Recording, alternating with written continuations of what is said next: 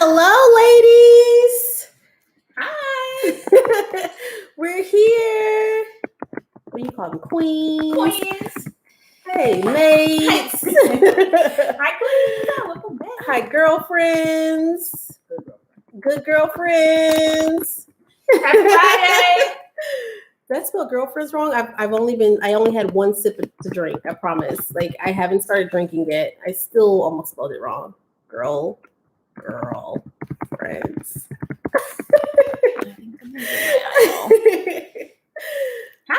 Hello. They're loving the black. Can y'all see us okay? Can you hear us clearly? We know we have to do our mic check first. England's here. They're already telling us. They're representing. England is here. Hi, Barbara. Hello. Hi, Tracy. Hi, Mary. Thanks. Thank you. Demetria is here. She's just doing an eye check.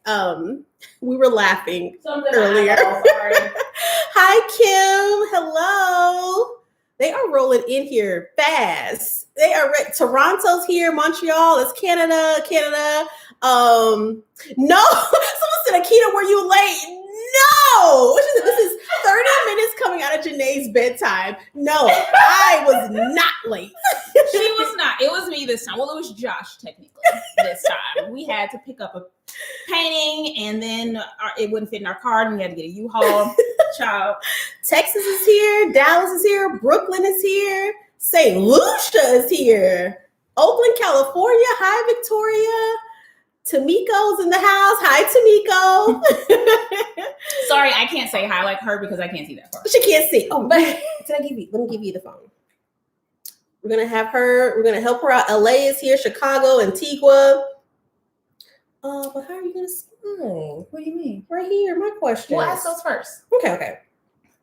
Okay. Are you guys ready? Did y'all have a good week? My week was. You're such a good hostess. No problem. Let's start off with the drinks. Yes. Do you ladies have your drinks ready? Yes. We're drinking margaritas. We have the bottle, not because we're luscious, but to show you. This is a margarita. I drink the red one and this one. So it's everywhere. You can find it everywhere. So as we're getting settled, hope you guys got your drinks. Let us know what you're drinking in there. Screenshot. Tell your friends to come on in here because you know Jenee's going to go to sleep in a little bit. So here's the picture. Need a screenshot. You ready? Can go to hell. It only takes one. It only takes one. Cheers.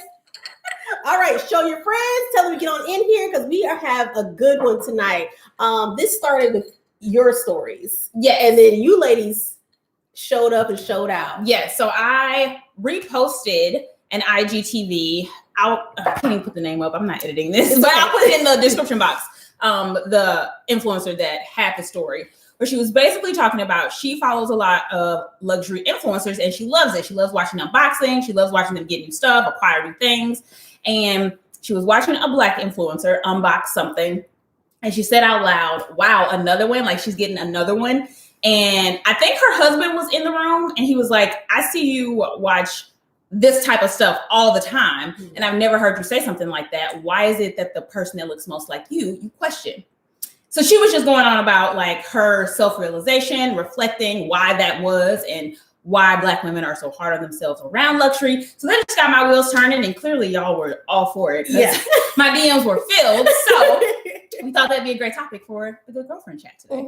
So we got a lot of questions because we did put up a question box. If you don't follow us on Instagram, Akita Man, HighLowLuxxe, and Good Girlfriend Chat. So follow us there, but also we'll take questions in here too, in there too. So we'll start with the questions that I got. So what's the title? Just so they know what questions. So the title is Black Women Deserve Luxury, Love, and Leveling Up. So this encompasses a lot of different topics in this one. So we feel like luxury is different for everyone. Absolutely. So it's not just about a bag. That's not what we're talking about. But there's a lot of facets to this that we feel like Black women don't always feel like they deserve, or other people don't feel like Black women deserve. So yeah, absolutely. So I think this is going to go into like a 1, 2, 3, 4. I don't know, but thank you for the love. We see you guys showing up. Tell us what you got us to drink. They're red. Okay, hold on, slow down a second. Okay, so we'll start with some of the questions that we got from Instagram, and then I'll try and catch you guys here, and then we'll have you join the live so you can. Yeah, I see it. Yeah. All right. So one of the questions that I got was this one. No, how about this one? Yes. This one. Okay. So is there an amount that you just are not willing to spend on an object, shoe, purse, or belt? Is that to me? You go first. Is there an amount? I mean, yes, of course. A great example. I, like most people that enjoy luxury goods, would like a Birkin. I am not willing to buy it on the pre-loved market. I'm not willing to pay twice the cost. So, I mean, it's definitely relative, but there's certain that I'm not willing to pay more than retail for anything. It'd have to be, I can't even imagine. Like, I want that really bad, but I wouldn't pay more than it costs in the store to have it. So that's my answer. Yeah. And I have not, as far as like bags, shoes, and belts, I've not spent, well, I guess I would say I've not purchased a luxury designer item for myself. I've been gifted luxury items. So lucky. But I have not spent my money. And, I guess, this Marc Jacobs bag, that was the biggest splurge that I have made. And that bag was like $325.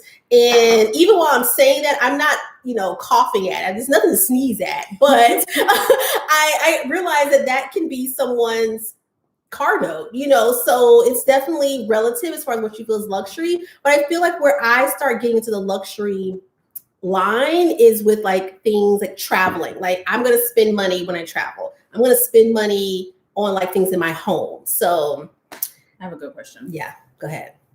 What was the one luxury purchase that truly was a splurge but worth it? Oh, truly was a splurge but worth it. I consider this just anything that costs a lot of money. Yeah. I have one. You go ahead. I'm gonna get my brain here going. I'm not awake yet. No, you're not. For me, probably the thing I had the hardest time spending my money on, because I'm used to spending it on things I can wear on my body, is our backyard. If you haven't seen the backyard video, I will link it below. Yeah. But that was a shock. Just I didn't know how much house stuff costs, and especially lawn and patio stuff. Yeah. But it has been well worth it. I mean, it hurt. We paid it half up front and the other half at the end, and it still hurt. I thought and it got done fast too. So it wasn't like a 30-day window. I was like, only half now? Okay. And it was done like a week later. Right. It's like, well, that didn't help anything. But it's something we can enjoy for a lifetime. And it has brought us so much joy in the 1 week that we had nice weather already. So yeah. I think the biggest splurge was when I got my Lexus. And I put a number on myself because I said my next car I'm gonna get by the time I turn 30, it's gonna be a high-end car. It's gonna be, and I said I'm gonna get me a Lexus. So the model that I have is the IS 250, and they haven't really changed that model much. So even over the years now, the car, I don't know what. It's like 6 years old now. And so people still nice car. And I'm it still looks new to me. So old. But I think that's where I really was this is not a $200 car note. This is, every month they want this money. So I think that was my biggest splurge. This is a good one. Why do you feel like Black girl luxury seems so taboo? I don't know about, okay. I guess I'll go back to say I haven't seen it before. So it hasn't been until people of our age started making more money. It's not like I grew up in affluent. Yeah. So no one was really whatever was popular at the time we wore. When Coach was in for us, we wore Coach. When Baby Fat was in, we wore Baby Fat. I think everyone kind of were in the same grouping. Mm-hmm. No one came to high school with class. Everyone around no one came to school with a Fendi book bag. That just wasn't a thing. But so I think that's the taboo part of it. It's just not visually seeing it. No one's seen it in your circle, your immediate circle. What do you? Why do you think Black women? I think, and maybe because I didn't grow up in luxury either. Like, again, I didn't have my first luxury item until I was promoted to a store manager when I worked at Target, and I could afford it. And then I just started looking into things. But I think it's because you don't see people like you. Most people, of course, they're like, I hate to always say that because some Black women did grow up in affluent families and are used to luxury, but I wasn't. So, and I think a lot of people, or anyone that's negative about it, probably is not used to seeing it. So it just seems out of place. It just seems like on TV, that's all we see. If we see Lifestyles of the Rich and Famous when that was on, or MTV Cribs, or like all those shows, even Housewives. I mean, there's only one franchise that's Black. So you're just used to seeing white people and other people that aren't Black with money. Right. Or just with nice things. And when you see someone that looks like you and is in somewhat of the same age range, you just question it if you can't even mentally relate. Like, even when I saw people have things that I couldn't afford, in my mind, I knew I would be able to. And I still feel that way. When I see people with a roof, with a oceanfront house, I think I'm going to have that one day. I don't think like, how do they afford that? Or like, they don't deserve it. I think like, that's what I'm getting at. Or like, how can I work to get that thing? Yeah. And I think that just comes, again, over time. And so much has changed. Like, people aren't working traditional jobs where you have to just work so long, climbing the ladder to finally get to six figures. And by that time, we weren't in our 20s and 30s making that kind of money in the corporate space. So I think that now people are getting other streams of income and just really jumping into entrepreneurship that's having us make more money to get more stuff. And we deserve it regardless. They are in here. Let's take a question from in there. Okay. I'm going to get something to wipe the screen. Okay. It's like a little fuzzy? Yeah. Okay, so, Chelsea said, like, here in Atlanta, BW in luxury has been a thing since before I was born. Exactly. So it's in Atlanta. OnlyFans. Exactly. Okay, it's gonna go black really quick, guys. I'm just cleaning the screen. Okay, see, right? Much better. It was a little crusty. Sorry about that. Okay.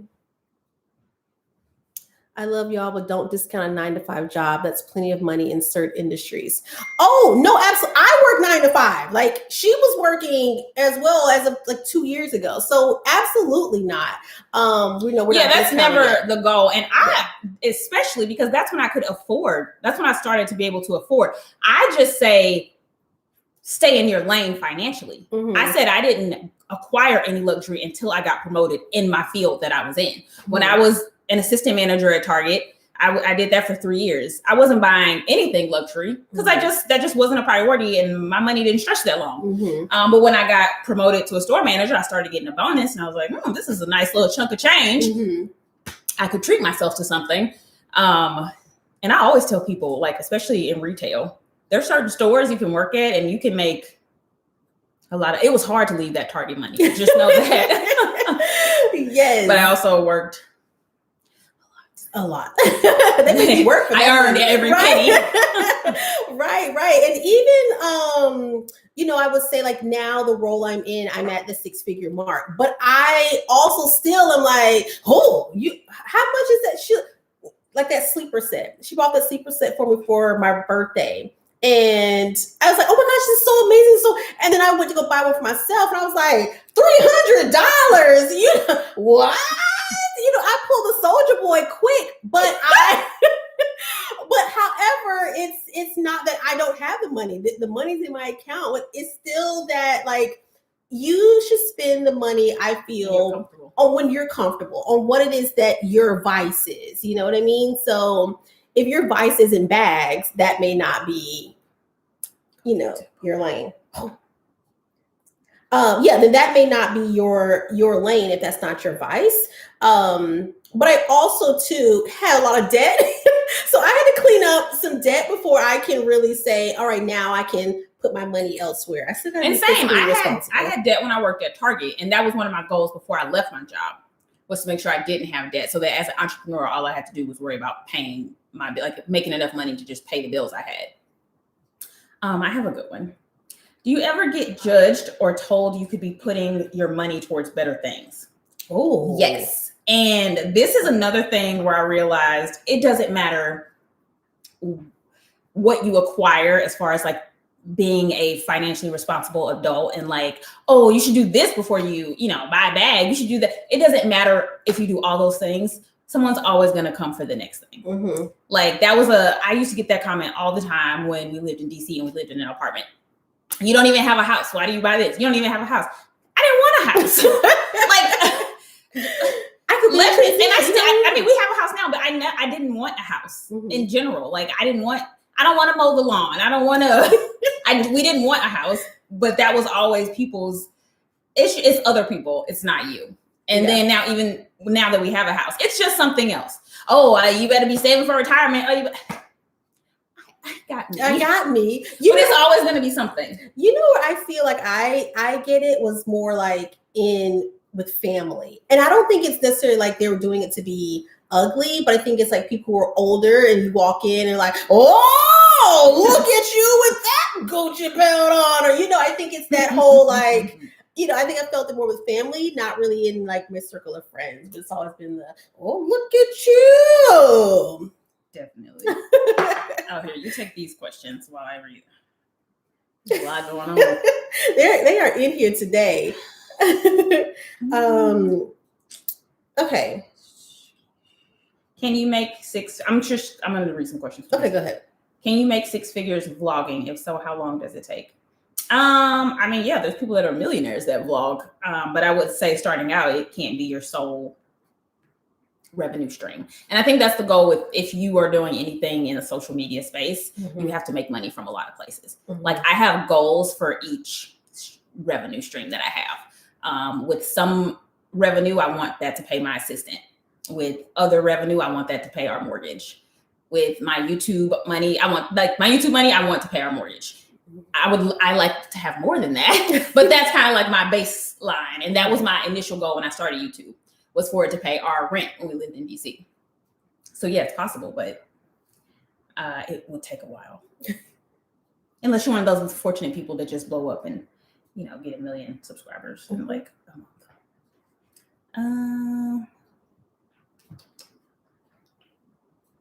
What you got in there?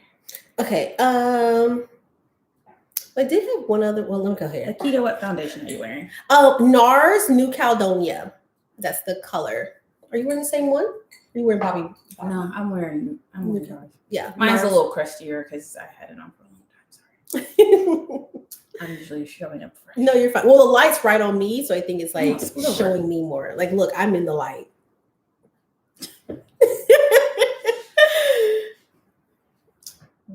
Do people say anything about you when you wear your bags to work? No. And I also just come in and go into an office, so I'm not around, like I'm not walking around with the bag. So I think it's just maybe opportunity, like just no one has seen me because I just go into my office, put it in. But now I've been working from home the last year. No one's seen me or said anything. What about you? Not really. Like I used to wear, I'm trying to think, like when I worked at Target, my team wouldn't say anything, but if I would go to like a meeting with my peers from other stores, like when we'd have like monthly meetings, nobody said anything, but I was just known for being extra. So I was just used to it. No, I'm still working from home. Yeah, somebody else said the quotations, you should get a 401k, property, or a car before luxury shopping. Right. It's like everyone has what's important to them. Obviously, you should be saving your money. You should be saving for retirement. You should be doing all the things. But you don't know if people are not doing that. Absolutely. But also, I don't want to be a landlord, so I don't need to have 4 houses before I do something else. That's how my grandma acts. Yes. Oh my God, you were talking. Yeah, they'll call you name bougie. And I'm like, how did I become bougie by working 70 hours a week and getting a financial reward for the work I put in? I want to buy myself something nice. Like, Somebody said money is energy. Unfortunately, a lot of people are limited in their beliefs. I completely agree. Someone said people stay in other people's pockets. Right. And definitely I know the phrase like older people used to say, it was like, don't count my money. You don't know how much, but I don't count my money.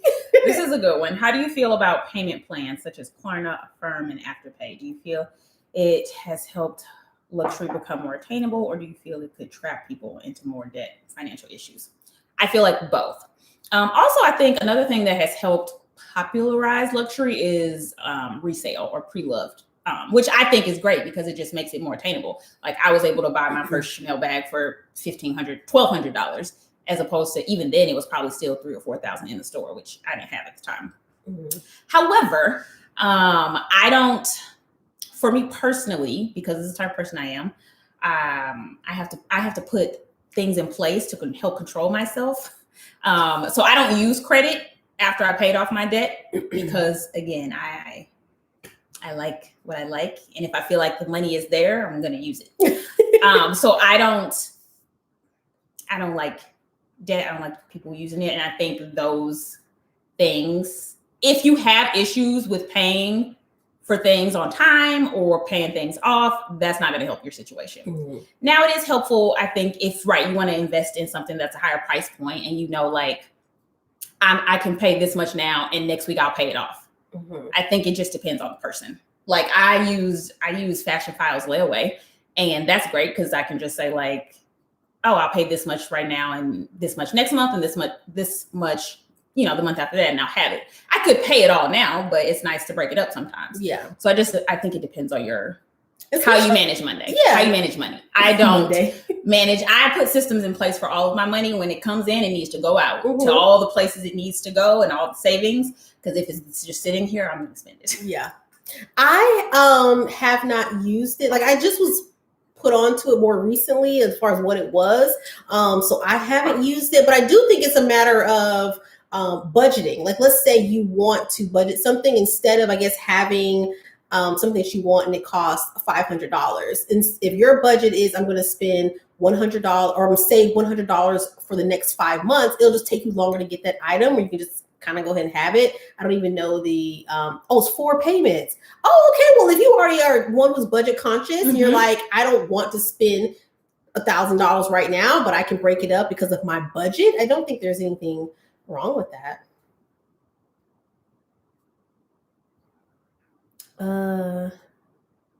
Someone said, I'd rather have 1 Chanel bag rather than 100 fast fashion bags. Chanel is gorgeous. Do you feel the pressure to keep buying luxury to keep up with the Jones or your new luxe lifestyle? No and no. I just buy what I like. That's it. I mean, I think if you look back at like some of the things I've bought recently, they're kind of like older things or things that have been out for a while. Like I just buy things when they strike me, when I find the right color, the right style, and I just gravitate towards something. I would never buy anything to keep up with because it's not necessary. If I wanted to, I could just sit and wait for brands to reach out and want to send me something, and I could just show the stuff that I get. I hardly get any PR because I don't like being obligated to anyone over a piece of clothing or a bag or anything. And I'd rather just create around things that I love. And then if someone wants to work with me, that's great because it's something I already love. But no, I don't buy anything because I feel obligated.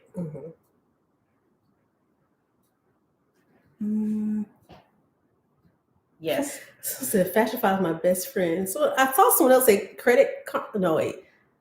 Affirm and Klarna, they're best friends. I think it can be a tool. Yeah, like I don't think it's something to frown upon it at all. Like if I want something that costs X amount of dollars, and if I know that it's going to sell out, like that may be the option to get what you need. So that's not true. Yeah, it's not something to frown at all. I think it's a great tool and option. I'm drinking a margarita. She has one too, but she just always makes me look like a lush. It's just sitting here. I'm talking. I do. Thank you. I can take a breather. She guzzles hers. I sip mine. I sip at a normal pace.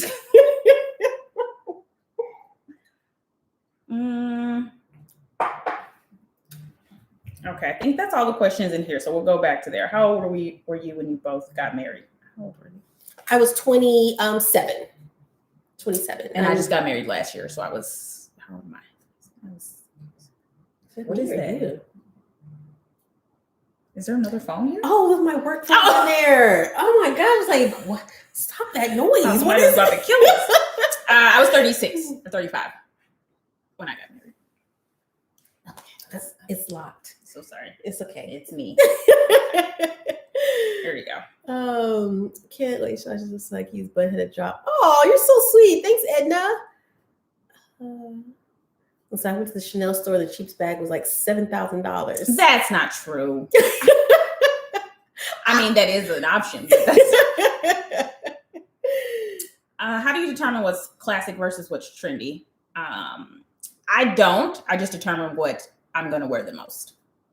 And I know that by the bags that I have and just like learning over time, but I just buy bags based on what I'm going to get my cost per wear out of and what I feel like goes with my lifestyle and what void I have in my closet.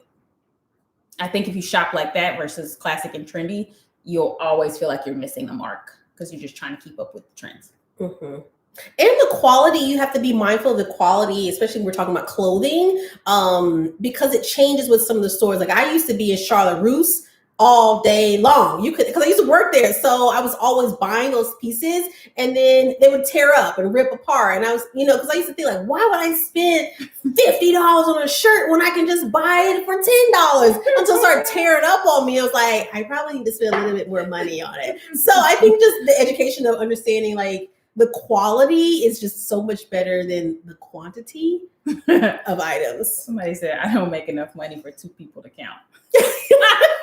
That's right. I love that. I'm going to take that. Yeah, put that in your pocket. Yes, it's levels. If you can afford it, buy it. My biggest thing is to stay in your lane. That's always been my motto. Mm-hmm. I remember like people used to be like, oh, let's go to like this fancy mall we have in St. Louis and like, let's window shop. I don't want to window shop. I don't want to look at stuff I can't afford. When I can afford it, I'll go shop there. I don't need to be gawking over things. Again, because I would have figured out a way to buy it. I would have been like, well, if I don't pay my mortgage this month, then I can. Like, no, I'll just wait until that's the mall that I can afford to shop at. Mm-hmm. For now, we'll just stay over here and we'll go in Forever 21. Right. Jenee said it's a tease. It is. What? She said it's a tease, like go window shopping. Oh my God. It was like, I don't get it. You need to look at things. Not like, oh, let's look because next week we're going to come back and, shop when we have more time. It's like, look at things I can't imagine affording in the next 10 years. No. Whoever thought of that idea, you can go to hell. It's like, no. Do you want to go over here? Nope. As you get older, your fashion changes. You purchase more for long term. That is so true. I learned that a lot. I mean, I would say even, I guess I started my YouTube journey as well, like in the last 2 years, because it's like, I would do like closet purges and clean outs and like spring refreshes and like putting old stuff up or like, seasons up and taking other seasons out. And I would purge so much stuff that I just didn't like anymore, or didn't fit, or just like I washed it a couple times and it looks like hell. And I'm just like, I'm getting rid of 6 and 7 bags of clothes. Like it's just getting ridiculous. And why am I doing that? Because stuff is it's not holding up for more than a season. So that made me want to kind of like invest a little more. Now, every designer or higher end item is not, the quality is not always there, but most of the time it is. Do you discuss luxe purchases with your spouse before spending? I did not. Okay, I did not. I didn't. But he also is the one who will buy like a luxury bag for me, but I don't, like the one I just bought, I did not consult him. But we both make good money, that things like, like if he wants to buy something for his truck, or he doesn't consult you. No, I'm right. Like, I buy it. You have the money. I don't care. So I think it's the same. Like, yeah. Okay, good. I wanted you to answer first. I do not. No, I'm not. No, I think when things like as far as it depends on how you're set up financially, how you guys do your. Yes, let me preface that. Yeah, and definitely. Now, if you and your spouse share your monies together, then maybe y'all should have a conversation. Because then they're gonna look and be like, "Whoa, where did such and such go?" Our accounts are separate. Mm-hmm. Their accounts are separate. Like we have, like our investments are together, but are just like where our money, our debit cards are separate. So yeah. But usually I'll be like, "Hey, guess what I found today?" And he'll be like, "Oh, wait." And I'll be like, "This is so Tuesday." That's a laptop, right? That's a laptop. And then also too, I think men's clothes. Like before, I used to like spend more money on my clothes. Like his clothes were so expensive. Like he could spend $200 and have like one item or two pieces. I can go to like Forever 21, $200. I'll have 5 bags. So I think it doesn't matter like the cost of it. It's just like what you were buying for that money. But I did not get the Coach bag yet. I'm still hung up on the color. And someone DM'd me that works for Coach and said they might be coming out with other colors. Because here's the thing: if they had a cognac, I would have bought it already. That's like the only color I'm missing. Mm-hmm. So I'm just like, I don't want to buy it, and then another color comes out, and I gotta buy another one. So I'm still on the fence, but I will own it. It is a stunning bag. How do you deal with jealous friends due to your raise of income? I don't have them. So if I did, I couldn't. Yeah, I would have said like maybe I don't know they're jealous, but that's just not how my friends are. Mm-hmm. I mean, I only have like 5. But she's not lying. She only has like 5. I'm one of them sitting here. Chris, Regina. I have 4. No, I'm missing somebody. Josh. There you go. 5. Your circle is complete. No one's jealous. What about you? I have a whole lot of friends. But my friends are all so long term. Like I feel like my friends are like luxury items. Like they just hold their value for so long. And I just have a lot of good quality luxury friends. I don't have fast fashion friends. Moving on. Yes, I'll get them out of there quick. But I'm also an aura person, like a vibe. People want to be your friend. Yeah, but I can pick up on their intention or their person, their energy. I can pick up on them faster than will me. Yeah. So like people can hide it. Yeah. Like you'll be like, oh, you think we're gonna be friends? Yeah. You'll never see me again. You'll never see me again. Yeah. Wow. Is a Birkin on the horizon? I don't know. I put my name down for one, but I'm never gonna pay over retail for it. So if they don't call me, then no, I'll just keep on keeping on. Birkin's not on my horizon. It's not. Where, man. Someone said they aren't friends if they're jealous. No, they're not. People care too much about what other people have. When you're living your life and can afford the things you like, you're not worried about what is on another one's arm. Very true. No.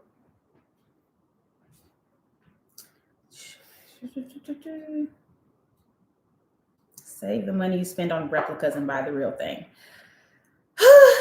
I mean, I agree.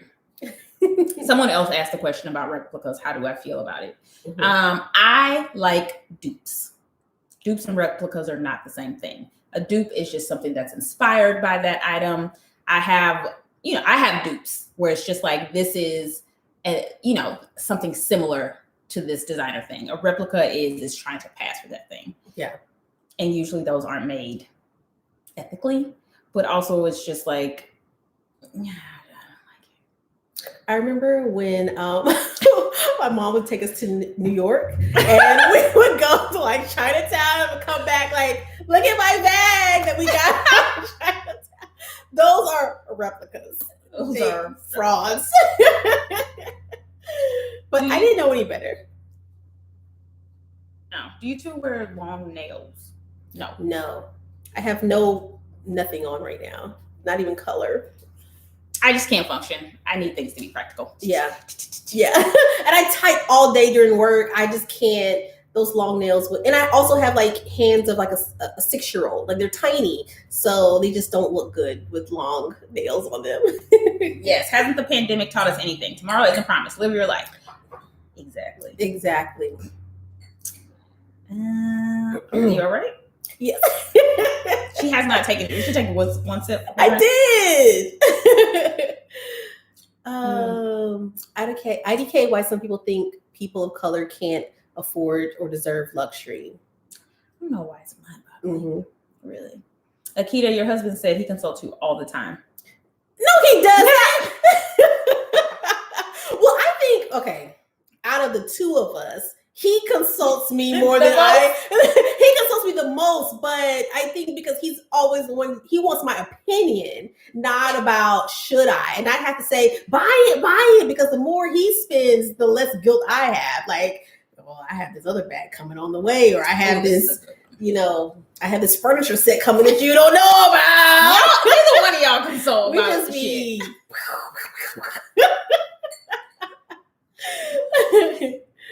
On the dating scene, I've heard men say that a woman looks expensive with pause. Can labels be intimidating to men? If it is, he's the wrong man. Basically, because he also needs to know that this is.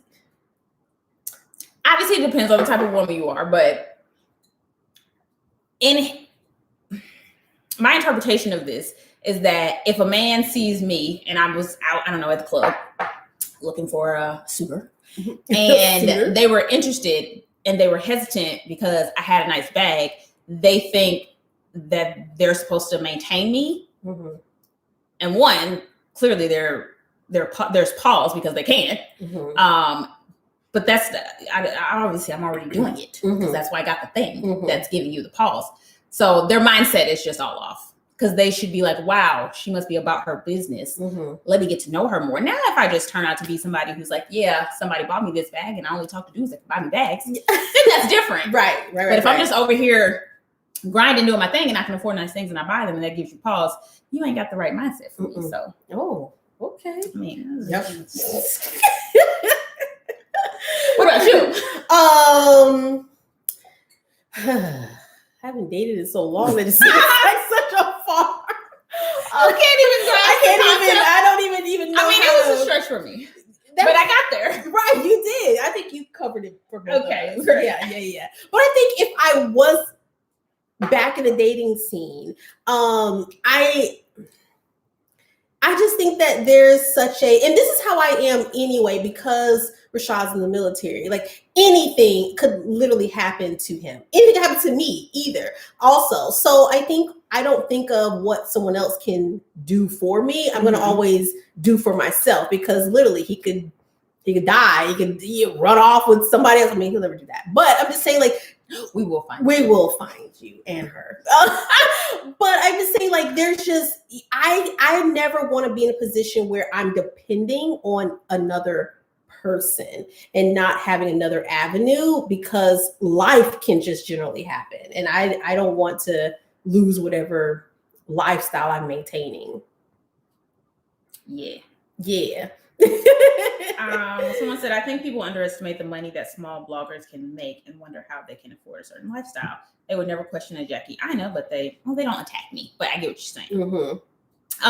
People definitely do. I think if people, which is why I think a lot of influencers try to share, or at least like we're having this type of conversation about just like affording nice things or a nice lifestyle. I think if more people knew the money that was possible, more people would try to do it, or at least go after whatever that thing is that they're trying to do.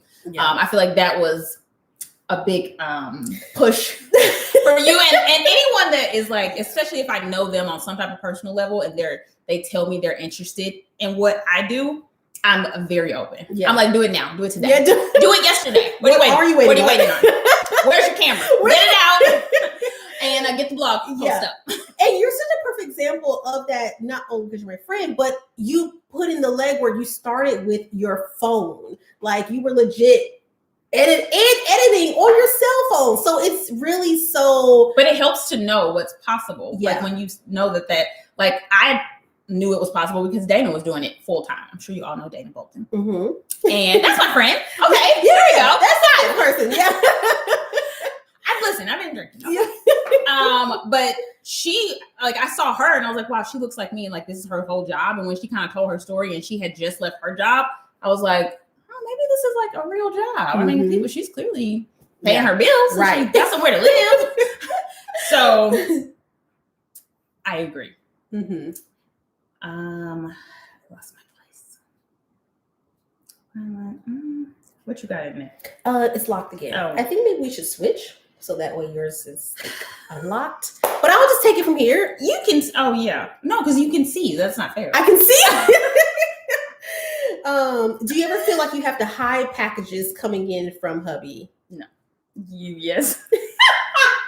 I may delay for an hour, a day, or two, but no, You get a lot of packages. he's so attentive. Like I can't ever pull off this old thing. I've been had this in my closet. He knows everything. He's so attentive. It's sickening. Like he pays attention to the things that you just do not think you'd pay attention to. Like when I pulled it, like, where'd that come from?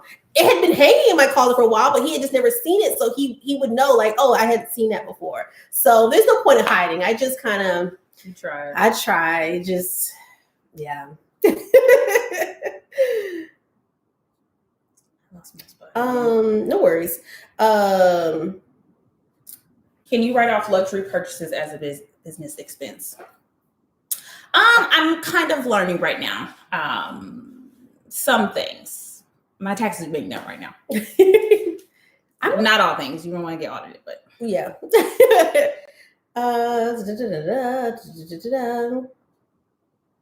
Oh, here's a good one right here. Why do most women want to hide or downplay the fruits of their success? That's a good one, isn't it? What? Sorry. It's pretty still early. I don't know what's happening. I was there. reading. Why do most women want to hide or downplay the fruits of their success? Because they don't want other people to feel uncomfortable. Yeah. That's why I used to do it. Mm-hmm. And this is just like, even when I worked at Target, but if I had friends that I knew made less money than me or even like peers at Target that were like, if they were struggling with something and they would reach out to me, I wouldn't want to say like, oh, well, I'm killing it at my store because I don't want you to feel bad. Mm-hmm. Yeah, I think I'm gonna go on the side of positivity because that's me. I'm not saying that yours wasn't positive, but I just kind of saying that. No, I mean to say, as far as I'm gonna assume the most positive perspective is that people similar to like you're saying, like you don't want to put anyone down because or come across as if you're gloating. And I think that's the thing. Like genuinely, no one wants to make someone that they know feel uncomfortable or feel like you're trying to overshadow them or that you're intentionally trying to gloat about your glory. But I think what's I'm loving is that you and I talk openly about money. You and I talk openly about different things. And I think that's a familiar conversation that should continue taking place publicly. And I think even in the workplace, people don't oftentimes talk about how much did you make? Did you get your bonus? And those are things that I think should be discussed because then you can see where there are some discrepancies, even in the blogging community. That's how even in regular job, you're seeing the discrepancies. When I met other Black store directors at Target and like we became friends and we used to talk about our bonuses and that helped challenge a lot of leaders around like what was really going on. Yeah. But I don't think people should dim their light, but I think again as well, no one should ever brag or be boastful anyway. That's just an ugly trait. Would you ladies ever start a separate channel for your Good Girlfriends chat? We do have a separate chat. Oh, like a Just Good Girlfriends chat YouTube? Yeah. Not anytime soon. Right? No. I was going to say, you're focused on growing your channel. I gotta grow. She has some goals that she's focused on. So this is already, us going back and forth also kind of helps us both grow what we already have. Yeah. I think we're not there yet. We're on episode like what's 5 or 6. Yeah. We're on our way. But should we like maybe I should put it back on you guys? Should we start a separate Good Girlfriends channel? Yeah, is this confusing? Yeah. Like maybe we're not thinking of something that they're like, we don't like bouncing back and forth. I figure Good Girlfriends chat, if you like me, you like her, you see me, you see. I mean, we see each other. Right. We're gonna be around, we live around the corner from each other. So we're always together. Yes, this is new. It's I by the love Wig her. House. I'm pretty sure it's House. House. She made the last wig that I wore. I love All of her units are custom made. Wig House on Instagram. She is busy. A lot of people don't email me now. Like, I reached out. She didn't. She's busy. She is a celebrity stylist. She used to make wigs for Whitney Williams. So she's a very busy woman. But just email her. My friend calls me bougie because I wear blazers. Like, raised him. Blazers. People will say anything. They really will. Like, can I live and just wear my blazer? I like for my shoulders to have Right. structure. Sir. Keep wearing your blazers, okay? Don't you let anyone stop you. They said, you guys are so sweet. Thank you. Thank you. I can't do two things at once, okay? No problem. I can't read and listen. Well, you read that close and I'll read up here. Do you see how close it is? We're each other's strengths and weaknesses, huh? See how close it is to my Shari says, or is it Sherry? Stop asking women about kids. That's so rude. How does having or not having kids matter? Stay out of grown folks' uteruses. The fuck? I'm sorry, TF. What popped in my head was, who said that? Who said that? So I guess Shari is Somebody must have said it. The tribe came. And we're gonna move along. How do you ladies feel about the whole 50-50 thing, even though you ladies are married? 50-50 thing? Does that mean like splitting costs, expenses? Oh, they had this conversation with Real Housewives of Atlanta. Really? Yeah. So Drew, yes, and Kenya, they went to brunch or dinner, and then they got into an argument at dinner. So they were like, we're done. Wrap this up. Check. And then Drew was like, you know what? Don't worry about it. I'll pay for my part. You pay for yours. And then Kenya was like, no. Broke people do that. Ooh. So we're gonna. But the thing, I don't watch Housewives. But what made it so funny is that their bills separately were like $20. So that was like the caveat of it. Thank you, Kenya. You're so rich.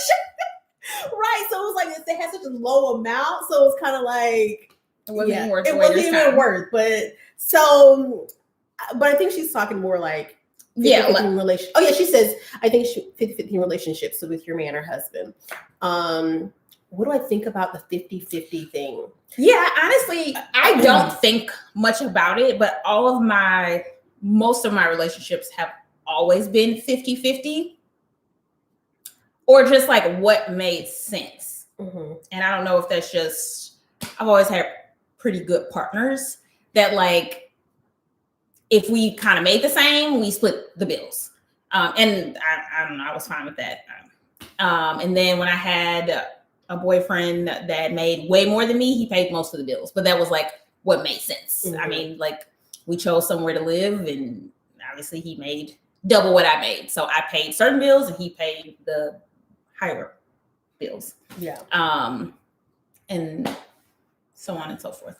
I don't mind it. I think it just depends. But it also depends on what you set up for your relationship. Yeah. And I think the thing is there are traditional views. Yeah. And then there are also things that just make sense. Like I never judge anybody's relationship and how they do things.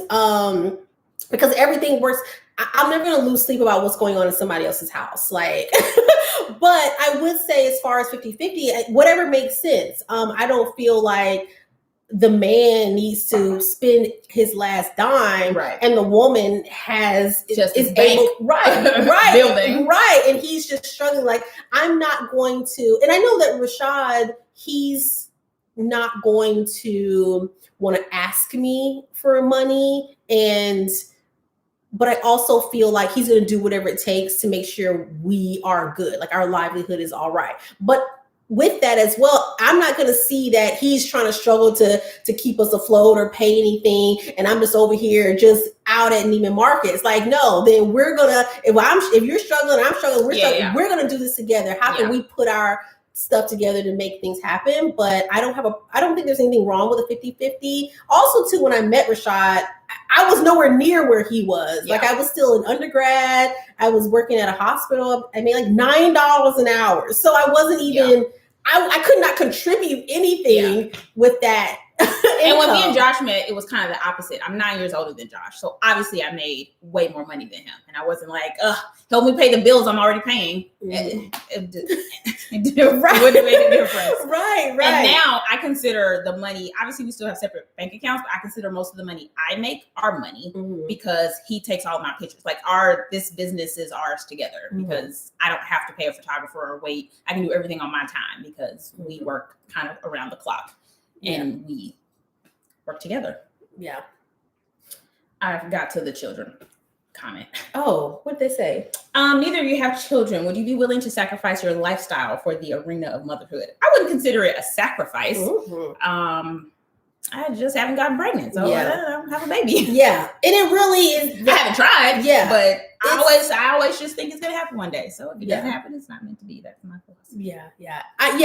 Same. I don't feel like it'll be a sacrifice. It just honestly just has to happen. Like Rashad and I have tried before, and then we both were like, "You want to keep doing this?"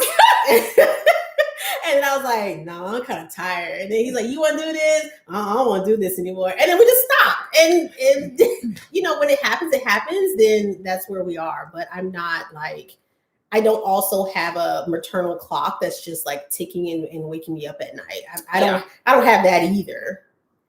Can you talk about making new friends in adulthood? Also, how do you get over friendship breakups? I think it's so cut and dry making friendships because it's just like either it flows or it doesn't. I'm not forcing a thing. I think as you get older, you just like, we hit it off the first day we met. Yeah. And if we wouldn't have, it would have been like, okay, that was nice. Remember that girl Akita we hung out with her? Like we would have never talked to her again. Right. Never talked to her again. Because who has the time, right? I mean, I'm sure if you already have friendships, you have a hard enough time keeping up with those people and like keeping those relationships strong. It's like adding people in the mix. It has to add value, I think. Yeah. Any new relationship, friendship has to add value to my life or anyone's life so that it's worth the effort. Because every relationship takes work, especially as you get older. Because it's not convenient. It's not like, oh, we're going to school. Oh, we're getting on the bus together. It's hard for us and she lives around the corner. Right. Insane. But I think that with time, I think there is that if people are more shy than others, it makes it just even a little bit harder to make genuine friends. But I really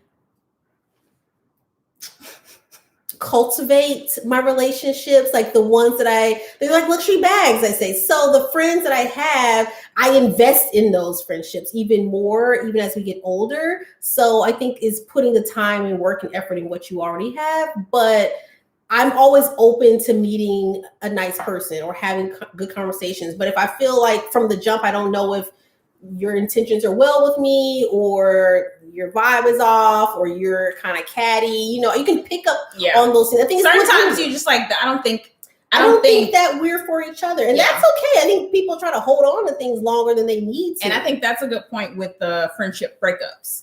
Oh, yeah. My thing is always to self-analyze and reflect and see what I could have done differently. And then just be okay with like letting that thing go. And then like, how can you move forward as a better friend?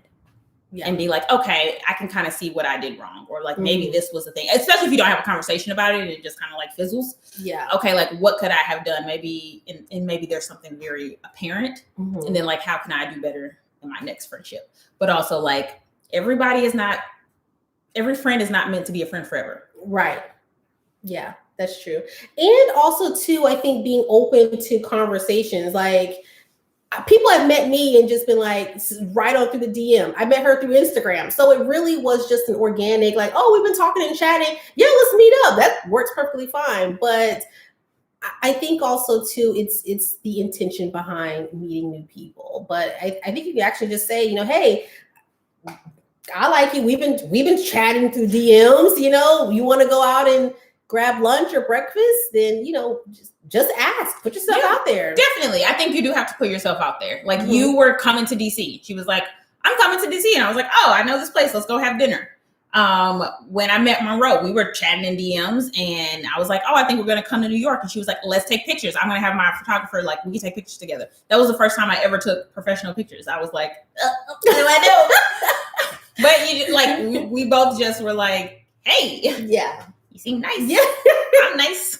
And also too, even with men, like you have to realize what you have to, don't ignore the signs as well. That's the thing too that people fail to do with their eagerness to meet people, men or women, friendships or more, is ignoring the signs. Like if they say something kind of off the wall in conversation, you know, it's easy to kind of like want to laugh it off, be like, but that sounded a little crazy. This person may have some potential that's a little off, you know. I think just not ignoring the signs.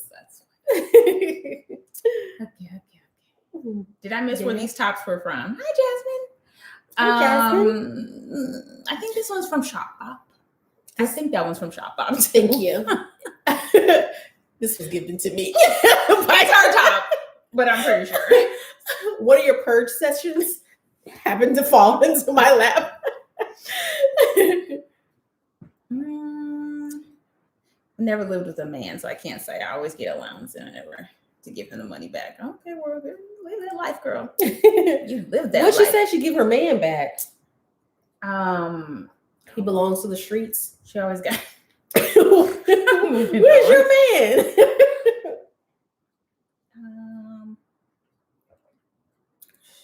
Grace said, but also not everyone who must be low in the comments with who you have a nice chat has to become your friend. Sometimes it's just a nice chat between two nice persons, and that's the end. Yes, Grace. Even I can understand that, and I hate small talk. Like I hate chit chat. Like just always standing in line. Let's talk for what? Are we gonna be friends forever? Why are we talking? But sometimes that's just what it is. That's just what it is. I remember having a conversation with this man on a train when I was going to New York. And I was like, God, why is he talking to me? Like, can I just sit here? But we ended up talking, and he worked at Amazon Books, and I was working at Target, and I was thinking about leaving. And the whole conversation, like, just uplifted me. And I was like, see there, look at you being an asshole. And like, now I'm inspired. Yeah. And the man got off the train, and his wife was waiting for him. Josh was waiting on me. And it was just a nice conversation. It was perfectly fine. But I just was like, Lord, please let this man sit somewhere else. And I small talk with everybody. I know you do. It's a gift, really. I talk to every human. Like, why are we talking my way? I can never stop talking to people. It's a gift. Because you find out so many things about life, world, perspective, a house. I mean, if it wasn't my small talk, would we be here today? We would not. We would not. She stopped some man in the middle of the road. And he told her about the whole neighborhood. And now that man is our neighbor. So I'm telling you, I love small talking. But I also, too, don't get attached to the small talk. And I get attached. So that's why I'm like, what are we talking? Like, is this going somewhere? Are we doing this? Did we just become best friends? I'm like, so we're just going to walk away. Yeah. And never see each other again. Yep. No, I'm like, all right, have a nice life. And I keep it weird moving. To me. Yeah, keep it moving. But then also, two people will attach themselves to me like, exactly. But I like this. Can we keep it going? And you're like, no, there's a couple of red flags in that conversation that I'm going to stay away from, though. That's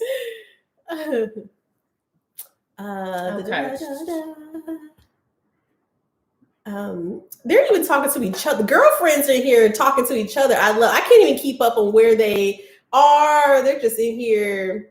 Would you choose a luxury with $5,000? Would you choose a luxury bag or luxury vacation? I need to hurry up. I'm going slow. They are in here small talking with each other. $5,000 bag or vacation? Depends on if I need a bag. It depends on my last vacation. I'm taking a vacation. I would like both. For $500, Alex. But if I had to choose, and right now, after this year, a vacation. But if I just went on a vacation.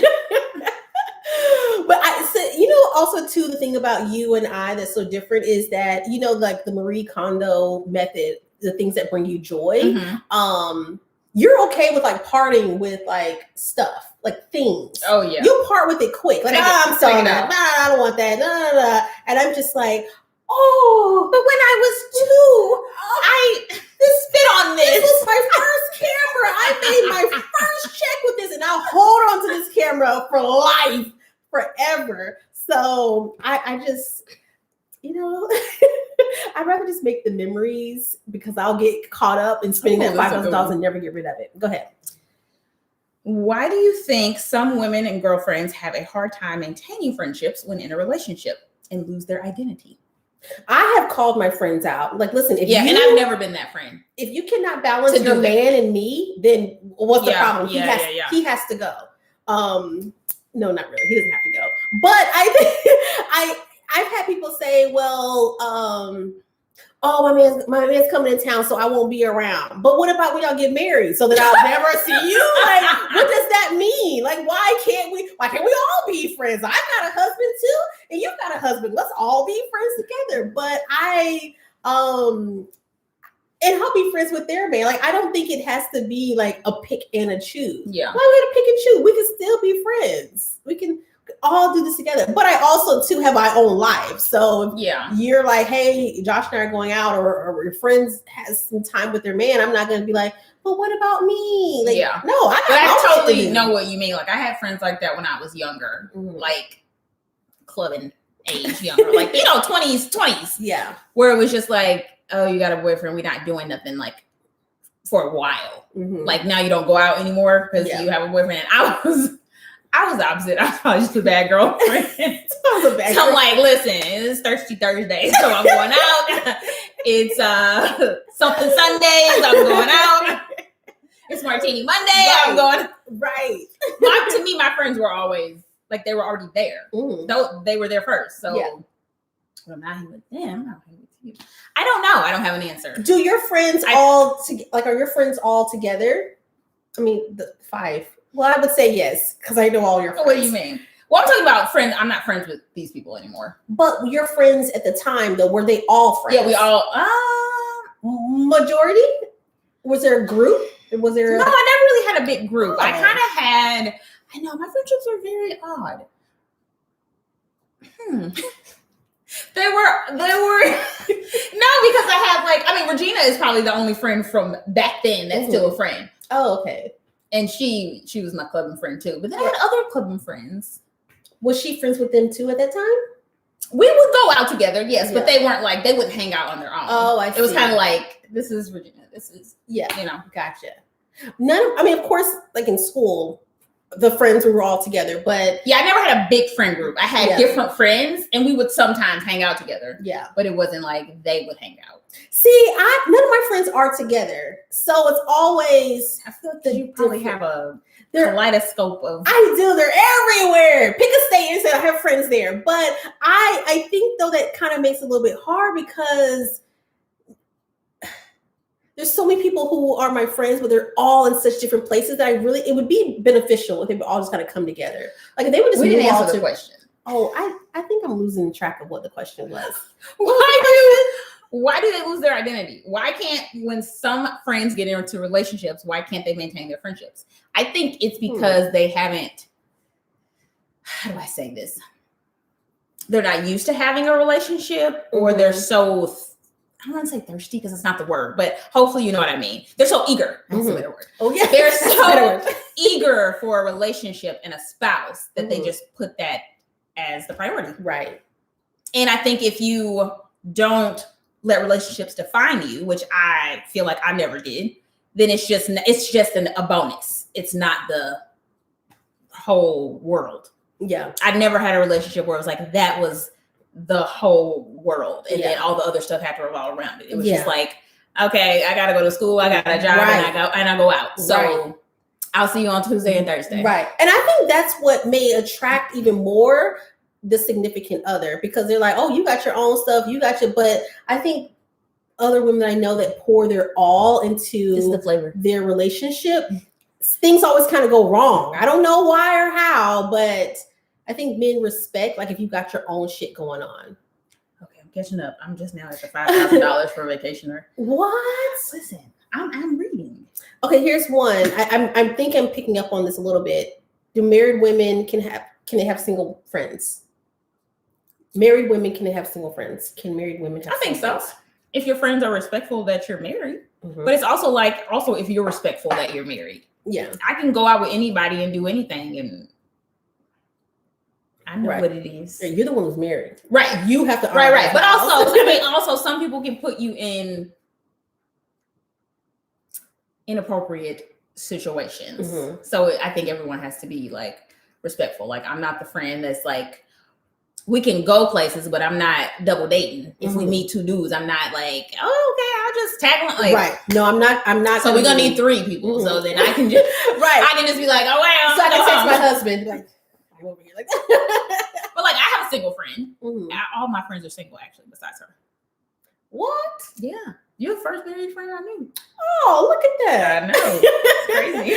I think most of my friends are single. I have a few that, like a sprinkle, that are married, but most of them are single. And me and Regina would always go out, especially like when we lived in DC, and she would come, when the world was open. Yeah. She would always come, and we would always go out, and it was fine. Yeah. And she would, the goal was for her to find, some out there. Right. I was trying to help.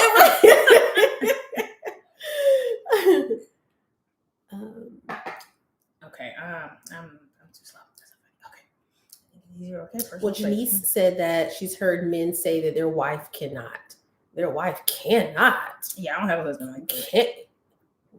Your husband tell you cannot do something? Yeah, tell me a thing. You can't tell me I cannot do something. I mean, it's 2021. We're married, but I cannot. Take the shackles off, please. Take the shackles off. But I've had people say things like, as far as like me changing up my hair, your husband lets me. This is my head. I've had my brain's been in here my whole life. It belongs to me. This hair, I made sure my edges were intact. These are mine. These are my edges. I can do what I want with my hair. What about you? So let me catch you up. I have had people say your man lets you change your hair. Like, child, what? That's insane. That's insane. That's insane. Of course, I want to be attractive to my man. Yeah, but also I don't want to do what I want to do. Right. I'm gonna do what I want to do when I want to do it. So I hope you like it. Like, if you are like disgusted by it, okay, maybe I might change it. Yeah. But I've had every hairstyle, and I will continue. You can have a preference. Like, sometimes I'll be like, you know what? What kind of hair you want tonight? What I want to do my hair. What kind of hair you want? And I'll let Josh choose. But he's not gonna be like, can you not have short hair again? Right. No. I'm behind again. No worries. Before you were married, you were single yourself. So are you gonna throw away all your friends you made back then because your change of status? Right. You just can't throw everybody away. And then look, this is what has happened before. Because then when you get divorced, I mean, break up. I mean, I go straight to a divorce. But I meant like when we were younger. Yeah. And then what would happen? They would break up and be like, "I'm back." Now you go out every day. No. I'm on hiatus. You can go to. Ashley said, "This ain't no dictatorship marriage. Yes, we can discuss, but you ain't gonna tell me what to do." Exactly. Okay, I think I'm almost caught up. Yes, Thirsty Thursday just reminded me of college parties. You're not caught up. If you're on Thirsty Thursdays, you're nowhere near caught up. What? Okay, the friends. That's what we were just talking about. Like Portia, Bring, and Tanya, and Bolo. Well, you don't watch Real Housewives of Atlanta, so you're missing out. I'm gonna watch it probably this weekend with Evan. To me, Housewives is like an activity. Like, I don't sit and watch it, but if like I have friends over, it's like a good, like, let's put the Housewives on. We can like laugh at it together. Jazzy Goes says, how do you navigate telling your friend an awkward truth that they need to know, but it hurts? Discovered my BFF husband is entertaining dating sites, but since revealing, she won't acknowledge.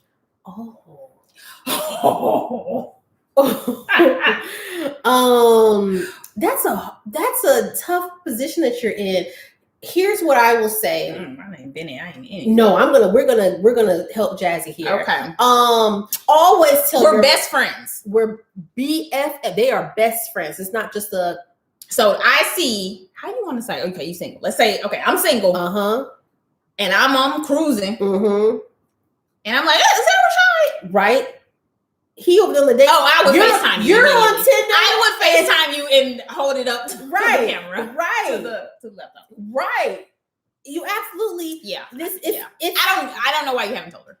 No. I just put it into a very real perspective for you, and it would already been told.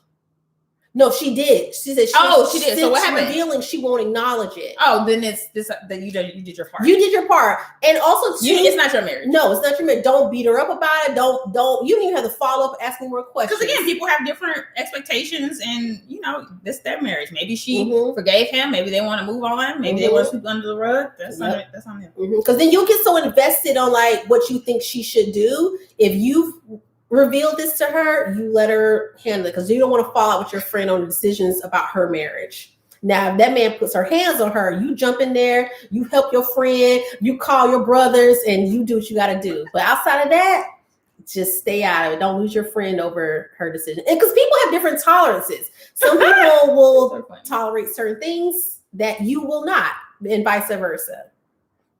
My married friends behave like they're single. A guy can speak to me and they knock me down grinning. But the husbands don't like me. They only they just trying to feel alive, girl. That's funny. Jesus is the only man telling me what to do. Oh my gosh. Oh, you are right. I just got to the before you were married, you were single yourself. Oh Lord. Yeah, you were behind. Okay. How do you tell your friend the awkward truth? Okay. Catching up. Okay, wait, here comes Jazzy again. So best friends, 10 plus years. I told her and just let it go. I just feel bad for her because now she watches him like a hawk. That's their marriage, child. Now your name Bennett, you not in it. United, you carried the bone like a Sheree, a Real Housewife. You carried the bone to her, the bone collector, and that's all you can do. You go and find your own business, and you're gonna feel bad. But if it comes back out, or she needs you again, she's gonna appreciate you having an unbiased stance in it, so she can truly come to stay out of it, Jazzy. You do, because she may really need you, and will be uncomfortable coming to you. Yeah, and you want her to still consider you a friend, and not feel like you're going to judge her, right? Because that's not our place. No, not she by Sheree. She by Sheree. Summer's fall, winter, spring, summer, September.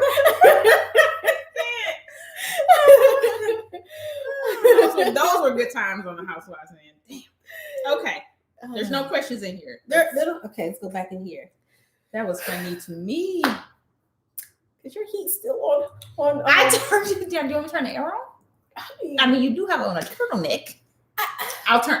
Read question. I'll turn the air on. It was cold outside, but it's Antarctica. I'm gonna get us some ice too. I'll be back. Okay. Good girlfriend. Okay, I'll be here with the girlfriends. Okay, now that Jenee's gone, it's the Akita show. I'm just kidding.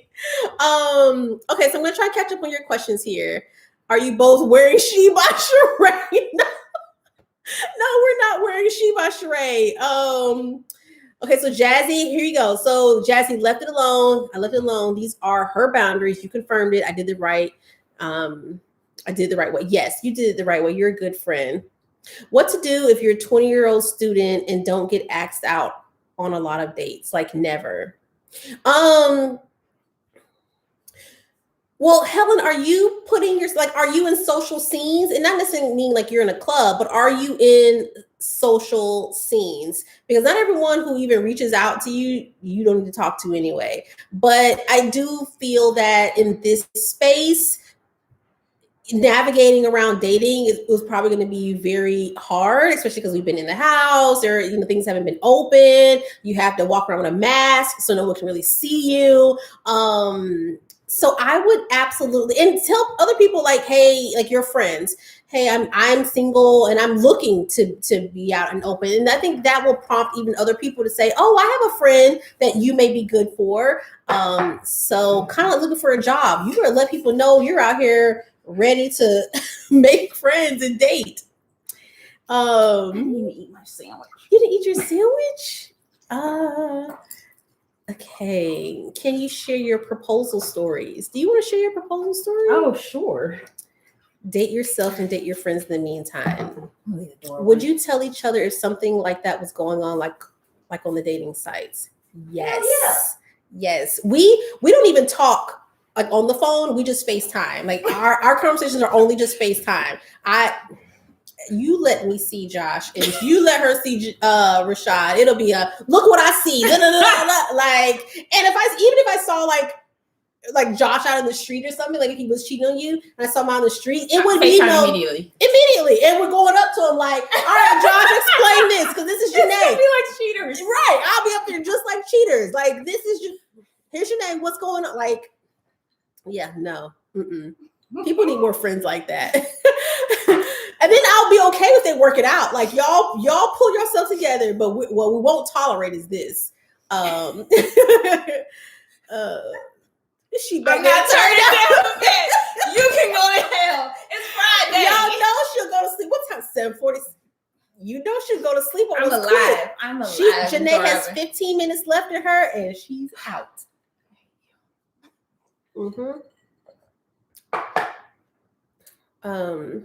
Oh, we have a 20-year-old.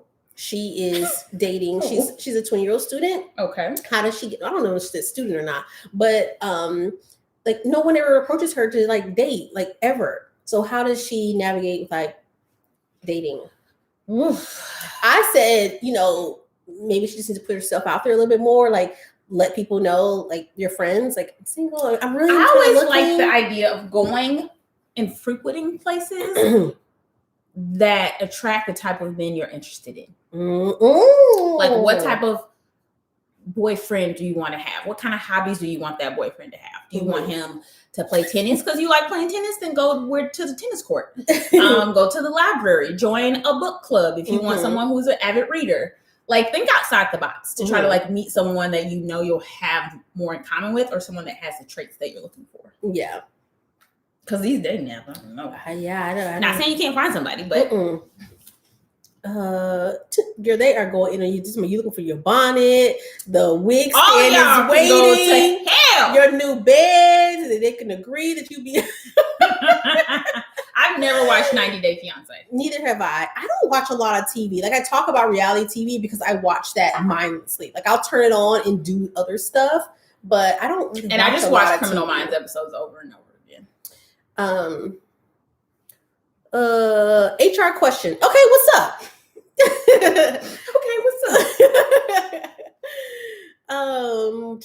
And for those, I guess, who don't know, I work 9 to 5 and I work in human resources as a talent acquisition manager. So do I want to do it all the time, forever? No.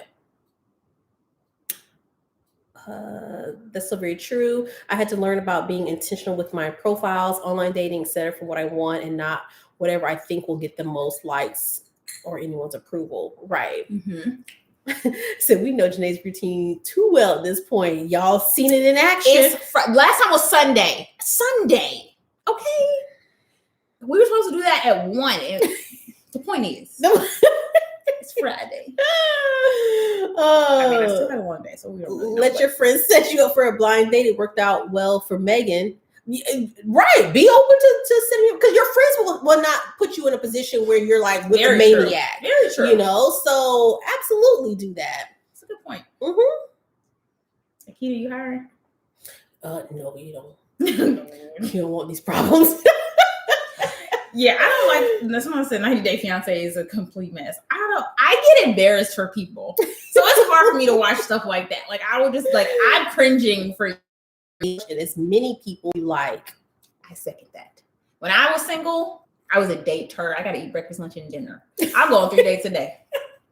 I'm not, because that's also just how I kept my options open, but also my expectations so high. And no one ever let me down. You cancel on me, it's fine. Right. It's fine. I got a Rolodex. Right. I'll call somebody else. I remember the guy I was dating that I ended up moving to DC with. But I remember when we started dating, and I was like, ooh, he might be the one. I'm still dating a lot of people. And I was like, hey, Valentine's Day is coming up. Did you have any plans for us? Like, if you don't, that's fine. I just kind of need to know. Right. Because other people are asking. I didn't tell him that, but I'm like, I just know. Yeah. I know it's early. So we've only been dating like a month. So it's like, if you don't, it's totally fine. I promise. I just need to know. Just when you know, you let me know. If I'm dating, I'm dating. Mm-hmm. You're not just single. And I'm just going to rank everybody. There's certain people, if you call, you're top tier. You get the first date. You get the best day. You get Saturday night. It's other people, somebody got to get Tuesday lunch. Listen. And then you'll let somebody cancel you. You don't even care. Or it falls through. They turn out to be weird. Turn out to be, just bad vibes. You're just like, oh, let me delete that number. All right, we're down to 5. Yeah. And I think women too, especially from the friends I know, is that where they fail in the dating, like being open to dating multiple people at one time, is that they think they try to picture themselves with whoever they're dating at the time. Some people just feel time. Yeah, they're like, oh, this is a nice person. He checks like a couple of my boxes, or I can see myself doing it. Other people I dated, I was like, this is not it at all. Yeah. But it's Saturday and I want to go out. So who's pick me up? Let's go. Until the other guy that I'm dating, we date long enough that I know that might be serious, and then I'll kick you out, because also dating doesn't mean you're having sex. Yeah. So I can date as many people as I want and just go out on the town. Why not? Because it's also, they want to hang out too. Right. It's not like using. Agreed. You want to take me out? I want to be taken out. You gotta eat. I gotta eat. Let's eat together. It doesn't mean we're not having a good time either. Right. There's people who are like, we have so much fun when we hang out. Do I see you as like someone who can like build a future with me? Not really. But here we are. I mean, I'm 24. It's fine.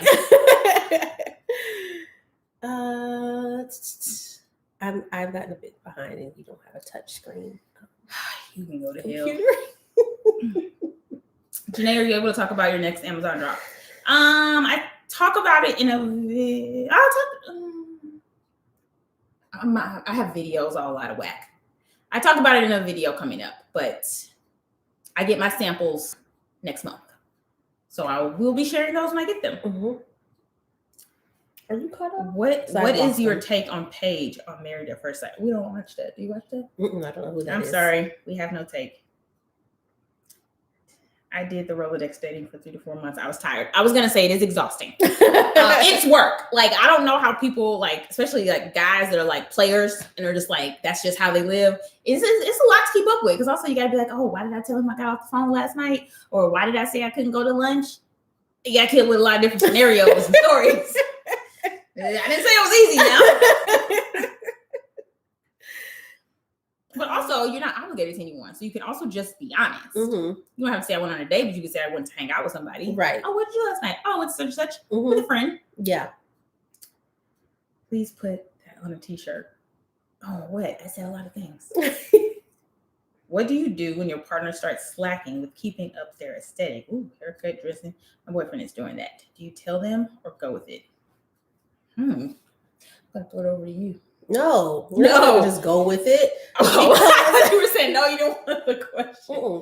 No, because even on the opposite side of it, if you're with a man, men are very visual creatures. So they remember what you look like. They're drawn to your looks. Not saying that that's what it's all about, but if you wore, you kept yourself up and you liked going out and you had hobbies and this and that, and all of a sudden you just stopped doing anything for yourself and you just decided you didn't want to comb your hair anymore, you decided you no longer wanted to put on lotion and you don't even want to do the upkeep to keep yourself up. That's honestly just not even fair to yourself. And I think it needs to be clear, like the communication in a relationship. So it's like, that's kind of where you start. If we can't communicate about like what turns me on and what turns me off. Yeah. We're not going to last very long because then that's how people end up cheating. Because now I've just been holding this in, waiting for you to like get the hint. Yeah. Like, no, I need like some days I would be like, when you getting a haircut? Yeah. Oh, okay. Friday? Okay. Gotcha. Yeah. It's week, huh? And that's fine. I just like to know it's. I mean, if you're not gonna get one, I mean, just let me know because I gotta go get somebody else who will get a haircut. No, we're not saying to do that. I mean, Don't if you do want that. to. But you have to be like, hey, I don't like that we're this such is happening. Yeah. Or like, can we talk about this? It's kind of not sitting well with me. Yeah. And Rashad would tell me quick, like, you're not getting look crazy every day. You're not gonna get dressed at all week. It's been Monday through Friday. You've been in that same chair, still wearing that onesie. You're just gonna maybe take it off and put on a t-shirt. You know what? You're right. That's the self-reflection. I'm gonna let me put myself together. Let's go to brunch. You're right. And I look like him. Yeah, I think the problem here in all these scenarios is communication or the lack of. We can no longer be afraid to just communicate. Now, people don't have to be rude to communicate things. And I think that's where there's a gap. People haven't effectively learned how to communicate with people. And the type of communication that your spouse can take in and like absorb. Yes. Like we have to know each other well enough to know like this is how I should say that thing if I want it to come across the correct way. Absolutely. But because my feelings can get hurt quick. They can. And like yes. Aww. But Josh knows that now. But like you would, if you just met me, you would think like, oh, I can just like be straightforward with her because I'm straightforward. No, it's a joke. I don't know. It just doesn't work like that. I will crumble inside. And be like, oh, you hate me, okay? No, I can't. But we figured out a way that we can both communicate and be like, I don't like that. Like he will say like, don't do that. I don't like when you do that. Don't say that word to me, or don't say it like that to me. And I'll be like, oh shit, okay. My bad. Oh, that was look at you. I just on his side. It's not even a real scenario. What did you do to him? But if he didn't say that, I would just continue to do whatever that thing was. Yeah. And what I've also learned is saying things in real time. Yes. And like that right there, I don't like. Yeah, don't do that. Say it in real time, so that way it's not festering with you and lingering on, and it's easier to correct the behavior. Yeah, they're like, oh, that's what you meant when you said I make those faces. Oh, it's that face I'm making. Okay, got it. I understand now. Oh, you don't like this tone? I'm doing it now. Okay, got it. Now I understand what you're talking about. Because if you fester on something and wait, and then you want to tell me later, you're like, well, 2 weeks ago when we, were talking. 2 weeks. That's exactly what I'm saying. You put it back where you got it from and keep it in there. Bring it up next time. Because I can't actively address it, and naturally you're going to want to get defensive. Like, well. So I think saying things in real time, even just as simple as how you talk to a child. I think we overthink things as adults, but if a child is doing something you don't want them to do, you correct them in real time. You don't come back to a child and say, all right, you know what, Jessica, 2 weeks ago, you slammed mommy's door. I don't like you. You don't talk to a child like that. You get them in real time. So I think that's a gap that really adults have gotten away from, and they should go back to. Very good. Have you ever had to go out with your spouse's friends or business meeting and you didn't like the people? How did you handle it? Not really. I think we had to go out with like work people with Josh before. I just sit there.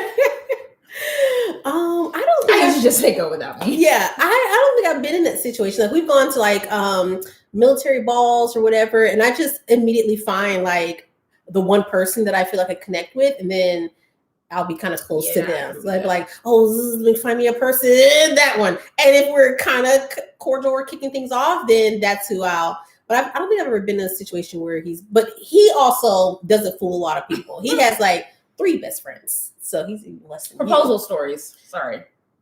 We said we were going to say it and then we didn't.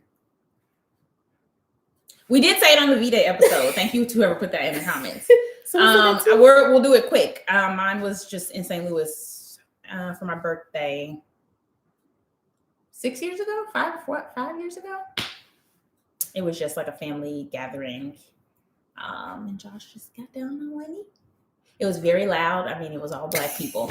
So as soon as he got down, everybody was like, "Oh!" And I was like, "Shut up! Also, he was actively like saying other things. Oh yes, he was down there. Who the hell knows what he said? I don't know. He was like, I was talking to somebody, and then he like just got down one knee, and I'd only turned around because everybody was like, "Ah!" And then he was like, I don't know. And I was just like, yeah. But you gotta hear, which video was that on though? Was it your get to know me video? What? Where you told the story more? Because it was really funny the way you told the story. We told it on Valentine's Day. Good girlfriend's chat. Okay, yeah, go back to that one because she tells the story very funny. But that's the gist of it. I just said yes to nothing. I don't know what the words were. Oh my gosh. Did he say something like they were a little loud and I wish they were quiet? So well, no, we kind of talked about that after the fact because I was a huge proponent of I want my family to be there when I get engaged. Like, so he really like made that a point to like save it for them. And I was like, yeah, we should have just did it like on the beach or something. Yeah. That was his way of telling you in real time, like I didn't think through it. I didn't think when I said family, I meant like my mom. I didn't mean like a huge, like it was like a gathering where it's like when I come home, everyone comes over to like, because they haven't seen me in a while. I haven't seen them. So I didn't mean that. Right. I didn't mean that. Your turn. My turn. So I'll try and make it short and sweet. Again, every story that deals with my husband and I, they're totally different stories. So my story is we went to Jekyll Island. That's in Savannah, Georgia. That's where we're from. We're both from Georgia, not Savannah. So we went down to Jekyll Island. We were out horseback riding. We went out to a water park. We were just like out just as kids, just hanging out all day long. And so we go to this beautiful park-esque type place. I can't remember where it is. And this was going towards like the end of the day. We had dinner. We had just come back from the water park that day. My hair was sticking up on the top of my head like this. And, we're walking around after we ate and he's just, saying stuff. And, is this something you think we can do? And, I really want to make sure someone's by my side. And I'm like, yeah, we've been doing this. I like it. Having a good time. We had so much fun today. The water park and the horses and stuff. And then, he was like, oh, well, I want to show you, let's take a picture. He said, let's take a picture. And then when he does a fake picture. And then when he shows me the picture, he said, hey, do you like this picture? It was a picture of the ring. And I was like, oh my God. And then when I turned around, he was there. And I don't know if he said any words because there was like people in the parking lot over us saying, say yes, girl. And I was like, and then I said yes. So that's the short version of the story. And then we went home. What happened? I was laughing at you. Oh. Someone said my husband and I had to learn to discuss things in real time. Yes. Absolutely. And that's really in every situation. And at work, saying things in real time in your friendships, that's where people miss the mark. And it's like, oh, I didn't know that. Or I should have said something. Or, it's because you always end up saying, you should have said something. Or I wish I would have known. So someone commented, why do I try to come off as invulnerable? And I'm only going to bring it up because people have told me that before. So I'm going to assume that's just how I come off. But I just, like an ex of mine used to say, I think I'm so cool, or I try to be so cool. This is just how I am. I'm just, again, I am very sensitive on the inside. But I don't know. Do I seem invulnerable? I don't know. I think I can see what that means. I can see that from you because you also don't wear your sleeves out here. Like you don't share a lot. So your exterior may come off like you don't care to process past whatever someone said. You're like, I don't process it. Because this is my face also anyway. Think a lot. I'm a very anxious person, so I analyze things a lot. So usually I'm like in my own head about a lot of things. Like I remember my boss used to be like, I can tell you're like thinking. Like we would like walk the store and I would just be like, okay. And he'd be like, are you going to say something? Like, no, I'm literally thinking of a million things right now of like the feedback that you're giving. Right. I thought that was interesting. Mm-hmm. But I think what's really good, and I will say, even as we've been doing more of these Good Girlfriends, is that you've opened up to your audience more in a way that you hadn't before. Like how your channel is evolving and you're taking us through so many different journeys. I think it's good that people are seeing that. Because I always say that, like, oh, you're so funny. Yeah. And now everyone's like, you're so funny. Because you are. So I think that's... I think people are just not used to women being different. Yeah. Like, I'm also just not an emotional person. Mm-hmm. Like, I remember, like, being at a funeral when I was, like, in high school. And, like, my uncle was like, oh, my God, is Jenee crying? Like, I've never seen her cry before. Oh, yeah. That's just how I am. Yeah. Cold-hearted. Yeah. Jenee, what are your essentials for spring coming up? Filming that next week. Oh, also, Zara Hall is coming up. That's already filmed. Oh, that's going to be a good one. We had some good shopping that day. I gotta go back. For? Whatever. Oh, okay.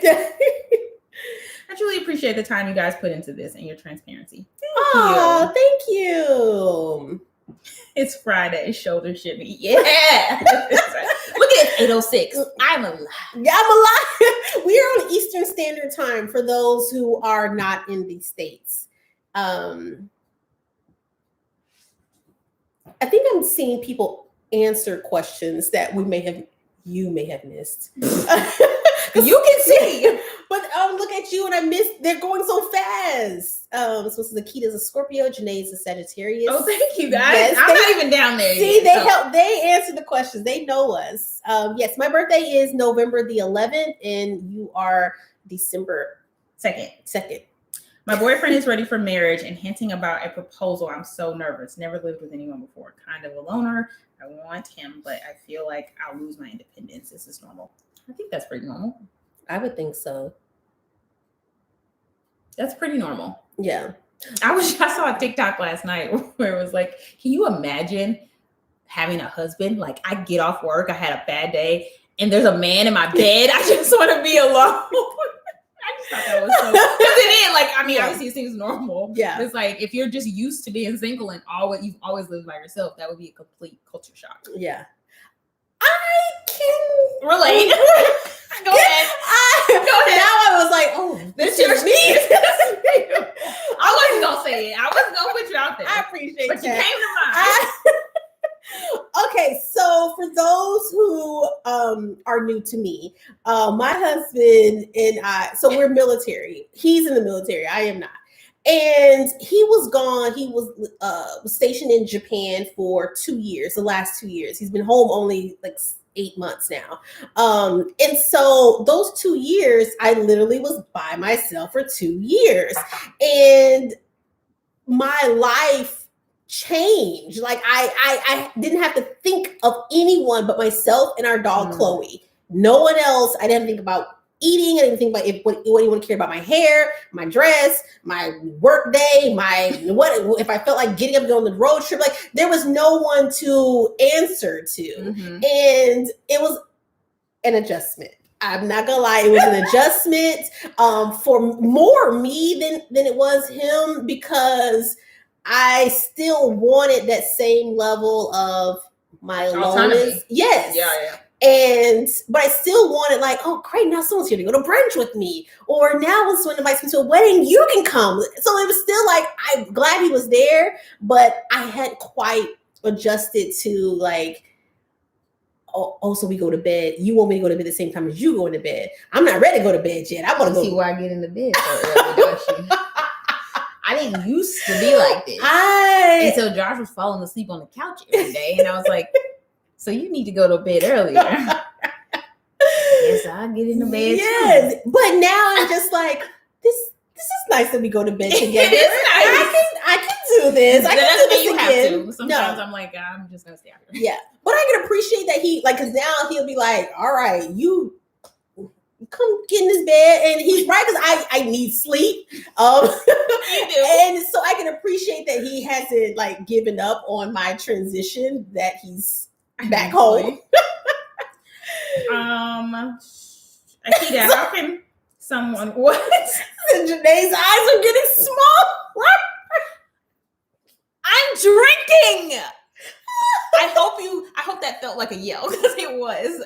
I'm drinking. What? You know what? They're putting the time in there. Y'all ain't shit. Akita, how can someone with 8 years of experience as a project coordinator with business administration degree transition to an HR generalist? This should be an email, girl. You should email Akita. What was the rest of it? I think I can get it. Yeah, how can someone with 8 years experience as a project coordinator with a business administration degree transition to an HR generalist position or HR in general?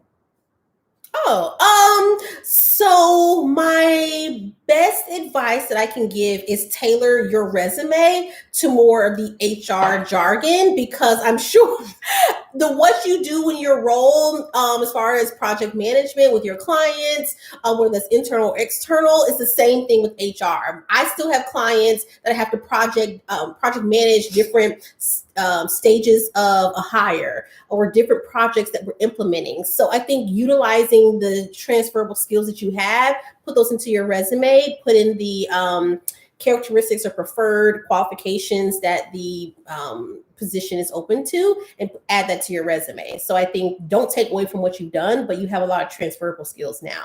Put that in your resume, and also let people know you're looking to transition to a new career. I think that's something that you can openly share if your resume has no HR experience on it.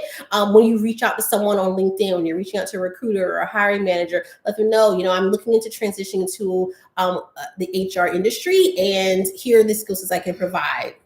I applied for X position. Let us know a good time that we can chat. Thank you. Thank you. Hope that helped. Me too. That sounds like school. I'm behind again. I feel like you are. Well. Jenee, you seem nonchalant. I don't think I'm nonchalant. I care deeply. I care. You are. I am no nonsense. I learned that at Target because I worked 5,000 hours a week. Didn't have time to. Yeah, you're definitely not nonchalant. You are like you do. I overthink a lot of things. Yeah, and if I was nonchalant, I wouldn't. No. You'd be like I overthink all the things. I have a lot of anxiety, so I think through like things way too many times. But if I say like I'm not going to talk to that person again, I won't talk to that person again. Yeah. If I say like, oh, I'm not going to do that thing again, I'm not going to do that thing again. Moving along. I wish I could be more like that. I'm super emotional when I'm upset or feel attacked. I get emotional too. I just think through my emotions before they come out of my body. But that's something I learned with age. I'm not an emotional person as far as like I'm going to start crying at a commercial or things like that. But I think it's really a lot of my friends are more sensitive than I am. Like they can cry or feel more heartfelt. Yeah, I feel like you're tougher than me. I just come off tougher or you do. And vulnerable. You do. You really do. But I'll be like, oh, I think I should like give that person another chance. Or I think I should, say it like this. And she'll be like, no, say that. I'm like, oh, okay. Damn. Okay. To the point. But I also I can empathize with other people's feelings very easily. But I just don't hold other people's feelings to my own heart because I used to invest in other people more than myself. And I had to stop doing that. Even when I was younger and would watch the news, like I would get so invested in everything that was going on and the people, and they're like a fire burned down. I'm like, oh my gosh. And I would spend like hours and hours praying over every single scenario that I saw on the news. And my mom was like, this is not like, you have to chill. You can't take on everybody else's problems. So once I learned like how to separate my feelings with their problems, a lot of emotions came unattached. Wow.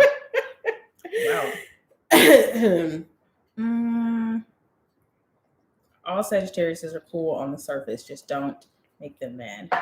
Oh no, I believe that for real. Really? Y'all are very close to the Scorpio line and y'all get ugly. You're pretty nasty. I don't know. I think it takes more time, but when y'all get there, nasty. Interesting. I don't agree. But thinking of Evan, I kind of do. He's Sagittarius. And we are the same person. I don't recommend living together before engagement, at least. I think that's how some women lose themselves. I can see that. We lived together before we were engaged. Mm-hmm. But I can see that. I also have always... I feel like this makes me invulnerable again.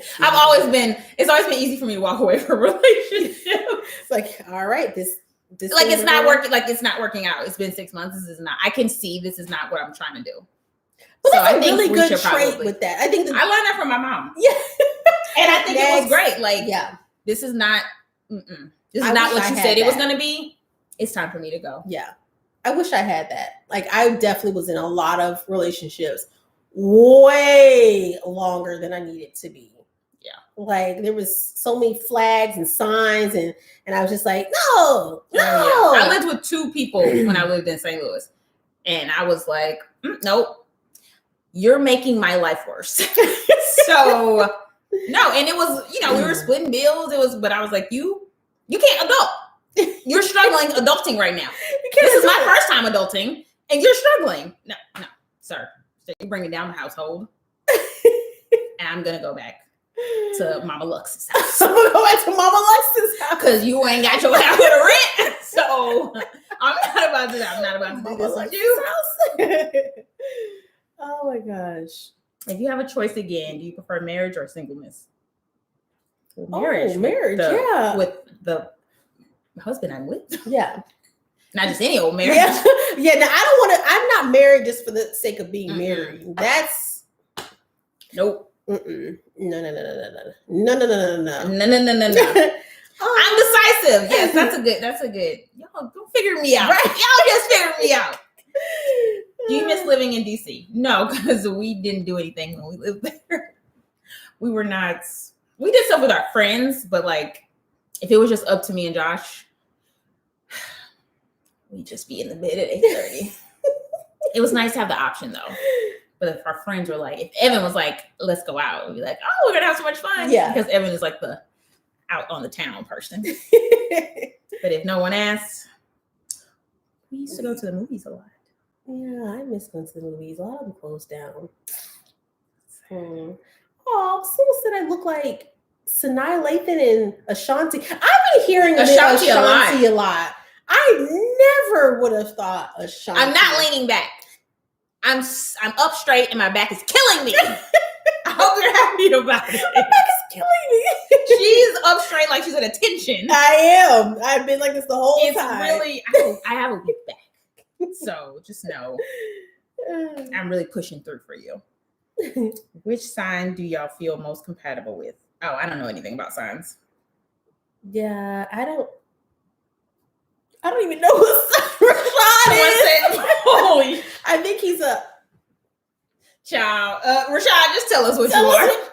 Someone said Akita is an evolved Scorpio because a lot of y'all are just no ma'am. Yeah, you also are a surprising Scorpio to me. I am. You are. And I would not have guessed that for you. I openly admit that because I think I recognize the traits that we have. Mm-hmm. I worked on them. I actively made sure that I didn't possess those. Guess that. Mm-hmm.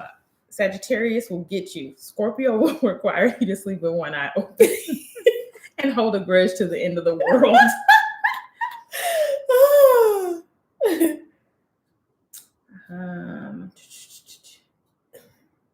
Josh is a Cancer.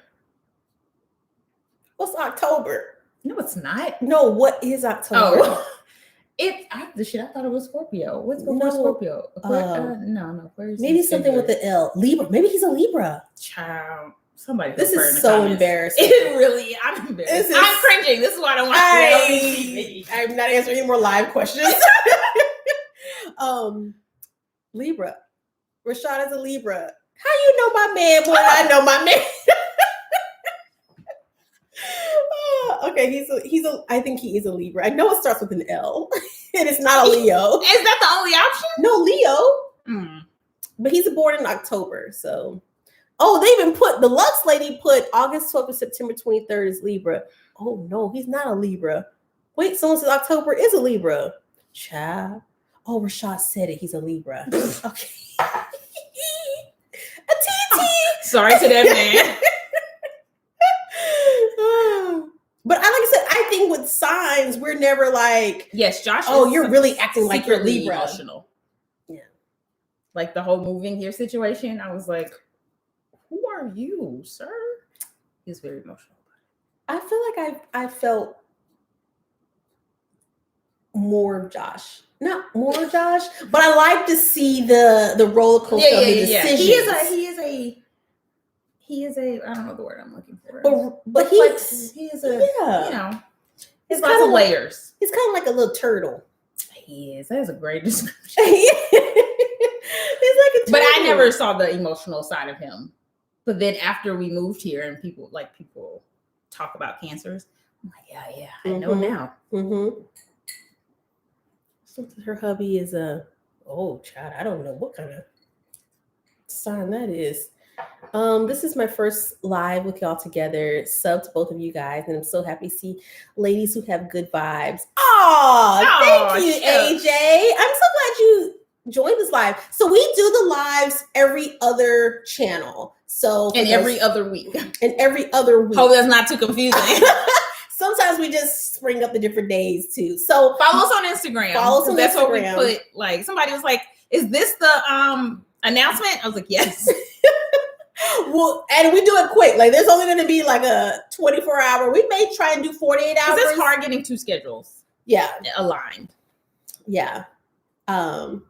I even got a Keisha Knight Pulliam. I did get Keisha Knight Pulliam, like Rudy. Yes. When I was younger, because I had like a lot of hair. I can totally see that. Mm-hmm. So I did get that when I was younger. Yes, hit the like button, please. Thank you. Hit the like button on this. Share it with a friend. And follow both of us on YouTube and Instagram. Oh, I'm on your TV. Hey, girl. It always just boggles my mind when I see people have you on a TV. It's like, whoa, it's my face. It's so big. I hope I haven't missed anything. If anyone has a question, we always plan the outfits. Yeah. Someone asked, did we plan the outfits? We always plan out. Yeah. We try to really be thoughtful for you guys to make an impact, to make it interesting. First, I'm not emotional. I'm not that Libra. No, I thought they said cancers were emotional. Oh. Yeah, I don't think No, cancers are emotional. I don't think. What are Libras? I don't know what they really are. He's such a different breed. Like he's been like the oldest young man I've met in my entire life. Josh is the youngest old man. He's the youngest old man. Like I'm the young person in the relationship. Yeah. Like, sir, how are you so wise? Right. And tired. Yeah. Like when I met him, I was 24, he was 26, and he just already had it together. Like good credit, no kids, a house, a car. Like he was well into his career, and just like I don't know anyone else like you. Libras are charming and indecisive. Interesting. Libras are about balance and fun. I can see that, but petty. We shouldn't ask. Yes, we put a question box on Instagram. Mm-hmm. You can't do it on lives, can you? We don't even know how it works. Maybe in the community tab. Yeah. We're not even using that. This is something new for us. We just started this maybe a couple months ago. We started this a couple months ago. It started when we did a Q&A for Jenee, and then we did a Q&A for me, and then people. But we didn't start it to be a thing. No, I just said, can you ask me questions on my channel, because I wanted to do like the Vogue 73 questions. Mm-hmm. And it just got so much good feedback around just having two Black women talk about positive things. And we're like, yeah, I don't watch a channel that's like that. You don't watch a channel that's like that. Mm-mm. And then that's how. And it just seemed fun. And then the live component that happened because neither one of us have time to edit an extra video. And we're just like, it was getting hard to do because we're just like, okay, if it's on my channel, that's just extra workload for me. Now I have to like set up a camera, have to film it. and edit it just to be extra. Yeah. Then live, Yeah. you guys can be here with us, and it's just more fun anyway. Mm-hmm. And when we click off, the video's up, and that's what it is. Yeah. It really worked out. I want to do it. Yeah. Deidre said she really loves these lives. It's so much more fun. And I watch people's lives. So I was like, why didn't I think of that? Because you really get us in real time and we can interact with you guys. I think that's what made it better, is that we can interact with you all versus us just talking to ourselves. We talk to each other all the time. I've been here since the beginning when Akita visited Jenee in DC and got bags of clothes. Oh, she's really been here for a while. She got that yellow jacket. I'll never forget that. That was funny. Yes. And after that, you were like, you need to start a channel. And yes. After she was on, I think one of the first vlogs of mine she was on, I was like, you need to start a YouTube channel. Like, all the comments are about you. She was in it for like 1 minute. Literally, that's it. And I was like, you're too entertaining. You need a channel. Okay, any other questions? What was the topic again? Black women deserve luxury, love, and leveling up. But if you have any other questions while we're here. Yeah. Because I'm just so thriving. In the wee hours of the night. Hope it's not offensive. Y'all are like my grown, married, successful city girls. I'll take it. We're not offended. I mean, I live down the street from a farm where there's cows and horses, but so I don't know if I'm a city girl anymore. Right. And I love it. Like, I love animals. I want a farm. I do not love it. I do. I love it. I do miss DC. Did I answer that question? I do miss DC a little bit. No, you said you didn't. You said yeah, I mean, I didn't because I love my house. And I love living near you. Right. I love and I don't go anywhere really. Yeah. But when I was in DC, I felt alive. Yeah. I mean, there's definitely more city-esque things to do in DC versus here it's more like but also I haven't even been to the city here. Or like, yeah, because when you got here it was shut down. Like, there was really so that's the other thing. I haven't experienced Virginia Beach. I haven't been to the beach or just like any of the events that typically happen. I've just been sitting in the house. You did have some questions on here, but it blocked out. And okay, you can scroll down there. Okay.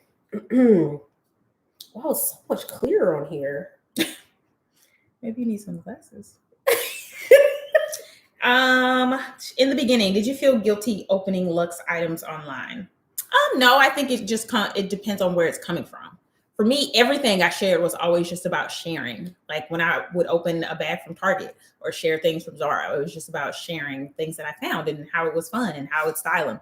So no matter the price point, that's still my goal. Not like, look what I got.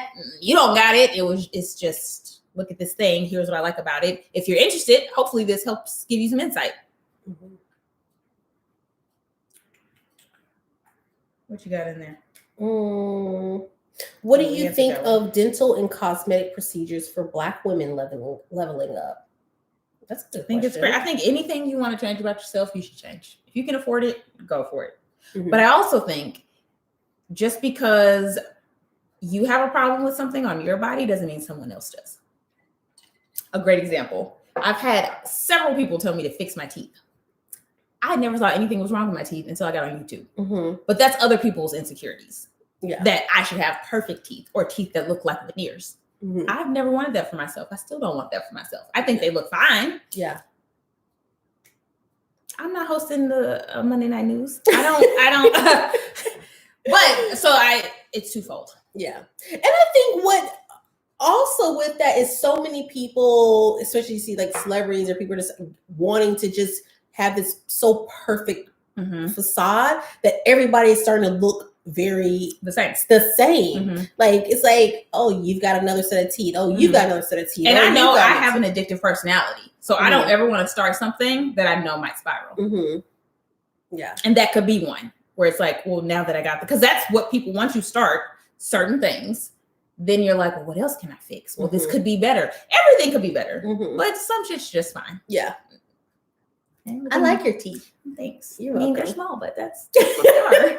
My mouth is small. My mouth is small. My mouth is small. How did you meet?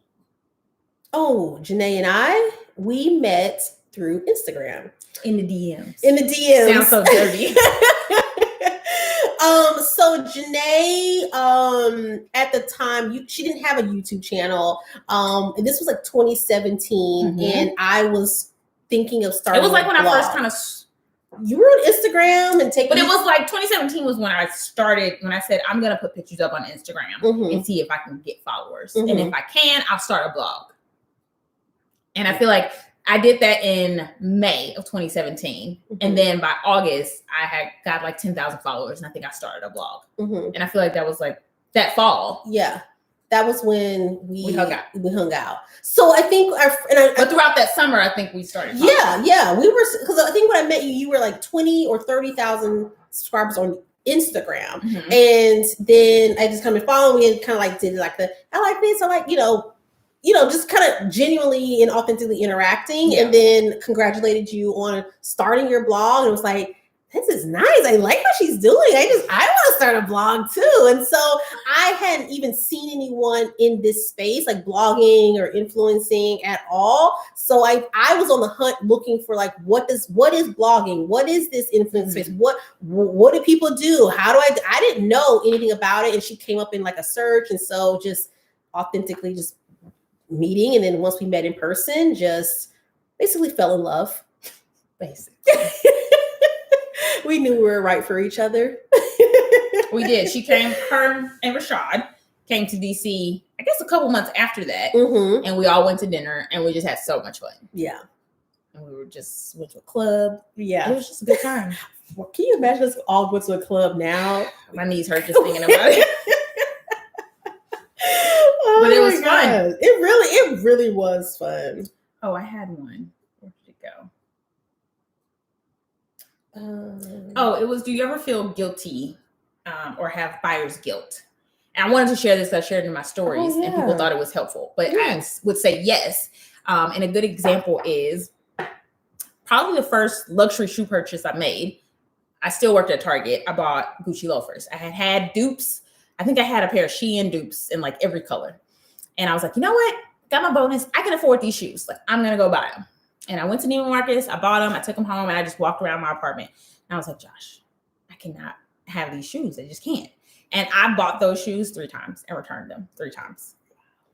Because even though I could afford them, like it literally made me want to vomit. Just the thought of like, I can't wear them outside. I can't take them back if I wear them outside. Like, this is just, I can't walk on shoes. It's expensive. That's insane. And then emotionally and mentally, I just wasn't prepared. And I had a ton of guilt, even though I had plenty of money to buy those shoes. But now the floodgates are open. But it just had to happen. Just because I had the money doesn't mean I was mentally prepared. So that's my point. So yes, I have had buyer's guilt.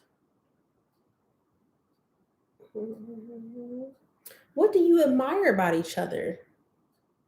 I think we say it all the time, but for me, your openness. The things I admire about my friends are things I wish I had. Like, I wish I could just go up to people and just talk and like engage. And I wish that like everyone that met me just loved me. They don't. But that's what I find endearing about her, is that she's just so lively and bubbly and like she can just chit chat. That is such a admirable trait. That you can just talk to anyone and just like, I can get along with anyone. Like if I'm in a room, I can talk to anyone and like get along fine, but I'm just not outgoing. So I'll just be like, if you start talking, I'm like, oh yeah. Every time you say that, it always makes me laugh because I think because I've never seen you in a crowd. Like we've only always been so close to it. So like even when we went to Dana's thing, I was pretty. Well, we were together. So Exactly. Like I'm always with someone else. Yeah. Where I'm just like, and even we're going over there, okay. But even when you went off a little bit, you came right on back. Like it was scary out there. It was scary. It's such a horrible trait to have. And I worked on it a lot when I worked at Target because we would have meetings where we would have to walk visits, and I got a lot of practice putting myself out there and having to lead visits and talk about my business and like be the center of attention and kind of like lead the crowd. And then we would have to do that, when we had like big events and stuff. But then, you just get out of the habit. And now I'm just like, oh God, an event. Oh my God. So that's what I admire about her. I would say I admire I admire a lot about you like because I think you're different. You are the opposite of me as well. Like I overthink things when it comes to me. And you have a vision, you have something you want to do, and you just do it. Like you just don't know where I got that from. You just do it. And I can give that advice to other people. Like when you said you want to quit your job, I was like, yeah, quit, do it. But right now, you will. If you were like, she can make a decision for anybody in a split, like a second. I wouldn't even blink. It'd be in the same. You could say, hey, Kitty, what do you think about? I think you should absolutely do just that. But if it's about me, I'm like, I need a 10-step plan here. It takes me a long time to make decisions for myself. Even if they are the best decisions for myself, it just takes me so much time. So I love that you're decisive enough to bet on yourself, even when it's scary and you're uncertain, but you just do it and you thrive every time you did it, big or small. So I love you. Oh, shucks. I'm a Sag and I'm not outgoing at all. I know. I hate it for us. I hate it for us. we can't, everybody can't be, right? And who would be in the corner to talk to? We were all in the middle of the floor, right? Here, I'll grab you. Yeah, I am an introverted extrovert. Like when I know people, they're like, I can't believe, like same thing she says, I can't believe you would be shy. Yes, if I know you, I will talk nonstop. If I don't, I'm like, yeah. Hey. But I also draw my friends because a lot of my friends have not are not as big personalities as I am. Yeah. But the ones I can pick, I'm like, you're gonna be my friend. Like I can almost pick people's vibes. Like people. You're my friend. Yeah, let's do this. We're getting lots of compliments on our outfits. Thank you so much. Should we wear what color next time? Yellow.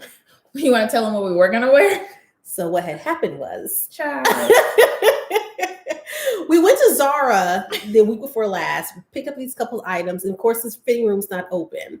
And I was so excited about this emerald green dress that you didn't even think to. Or we couldn't. The fitting room was closed. I mean, all this time you've had. Oh, all this time, never tried on any of the outfits that I tried on that were bought. And then I was like, yeah, we're wearing green. I'm gonna wear my dress. Boom. I'm like, what do we want to wear tonight? Oh, I got this. We got to wear green. Well, we found something green. Okay, I got something. It was perfect. Then she says, I'm on my way. On my way over to get dressed over here. Okay, let's go. And the next text was, I'm not even at home, so it's gonna be late. That's beside the point. I didn't want to slip that in there. So I was like, okay, no problem. I'll just go ahead and get dressed in my house. Okay. Dress would not fit over me. So I was like, well, let me just try and shimmy it up. That thing, I was like, maybe it's the ruching. Maybe I was like, maybe it's the zipper. I tried everything. That dress was not. Maybe it's the wrong size. Let me look. Then I finally got it on. I was like, help. And Rashawn's like, what you need help with? I was like, pull it. And he finally the dress on. And he's like, so he said the dress is on, but it is not going up. And I was like, what do you mean? Like, you're not. Pull it together. I was like, I'll suck in. And no, that dress was, I said, what size is this dress? That dress was a small, knowing good and well, I don't wear a small at Zara.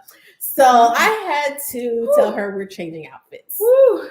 But that just means we need to go back to Zara. It was funny to me. It was. I was like, help. Okay. I know you mentioned Josh dated Black women before. Do you know if he had any misconceptions of Black women? Oh, good question. Mm-hmm. My colleague thinks Black women are mean. No, I mean, I can't say for sure, but from what he's told me, I don't think he had any misconceptions. I will say, especially coming from St. Louis, which is where I'm from, Northern Virginia, where he was raised, is just so much more diverse. Like not all of his friends, but the majority of his friends were Black or Hispanic, and then like some white people. Like that's like the type of people he grew up with and went to school with.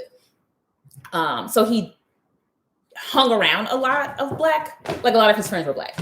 And so he dated, like I know like one of his high school girlfriends was black. And like after that, and then I scooped him on up. So I'm a cougar. So yeah, I don't know if he had a misconception, but he seems fine with it because I feel like I'm a very black woman. You know, sometimes people are a little in the middle. Yeah. But I'm bonnet black, wig wearing black. Bonnet black. You know. Like you're gonna see all of it. So he seems fine with it. Liam said Zara smalls a -2. Exactly. I mean, what? I was just, but I really I never go in and getting a small, so I think I just grabbed the wrong size. So yeah.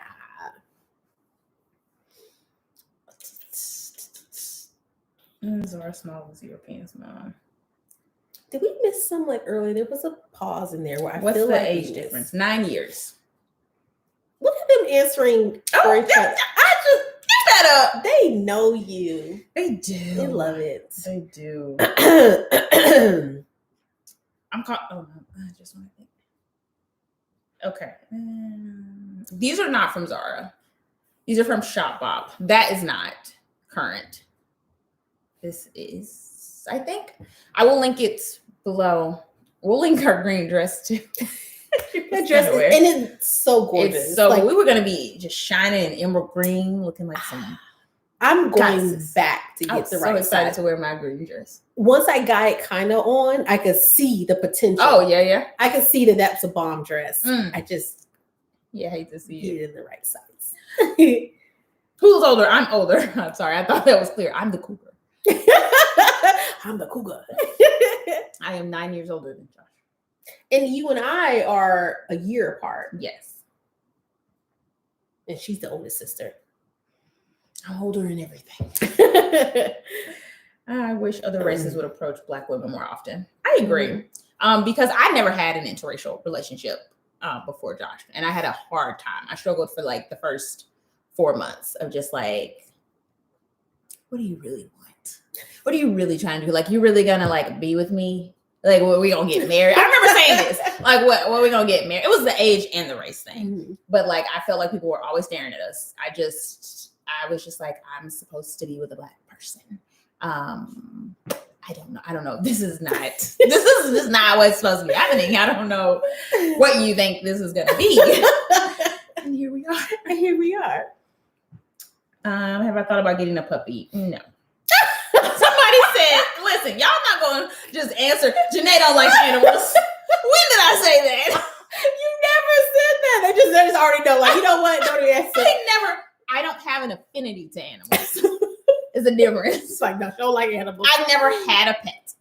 So I just don't have that. Like, when people are like, oh my God, what kind of dog is that? Let me pet it. I'm just like, why? I don't get it. But our neighbors have a dog. I think their dog is so cute. I hold him and like I play with him because he's really cute. I like animals. I just don't have an affinity. Let's address that you've not mentioned Chloe, who that dog's too big. I don't like big dogs. Now you can say that. I don't like big dogs. I need to be in control of the situation. It needs to be that. So I don't want no big dog hopping all over me that can take me down. No. I'm going to speak to her.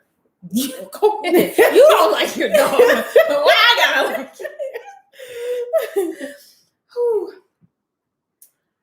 that's funny. I have a pixie cut. I'm considering a wig install. Get an elastic band and get someone that makes it really well so you don't have to do anything to it. I don't do anything to this wig. I just put it on my head.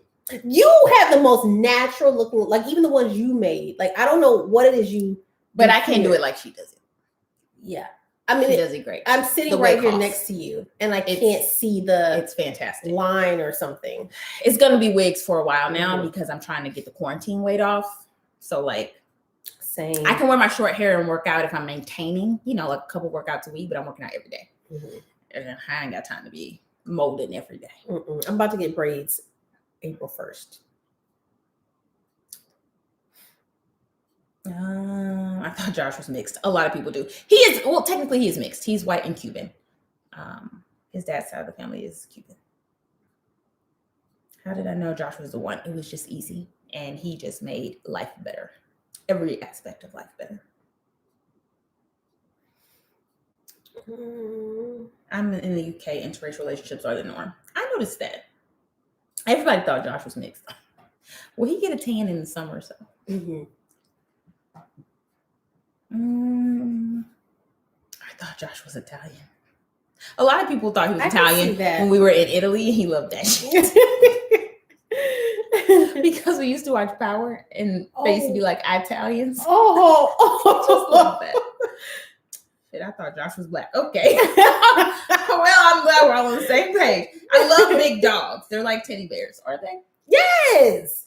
She is, because this is a crock of shit right now. No. She's gonna be at home like, get off me, Chloe. No.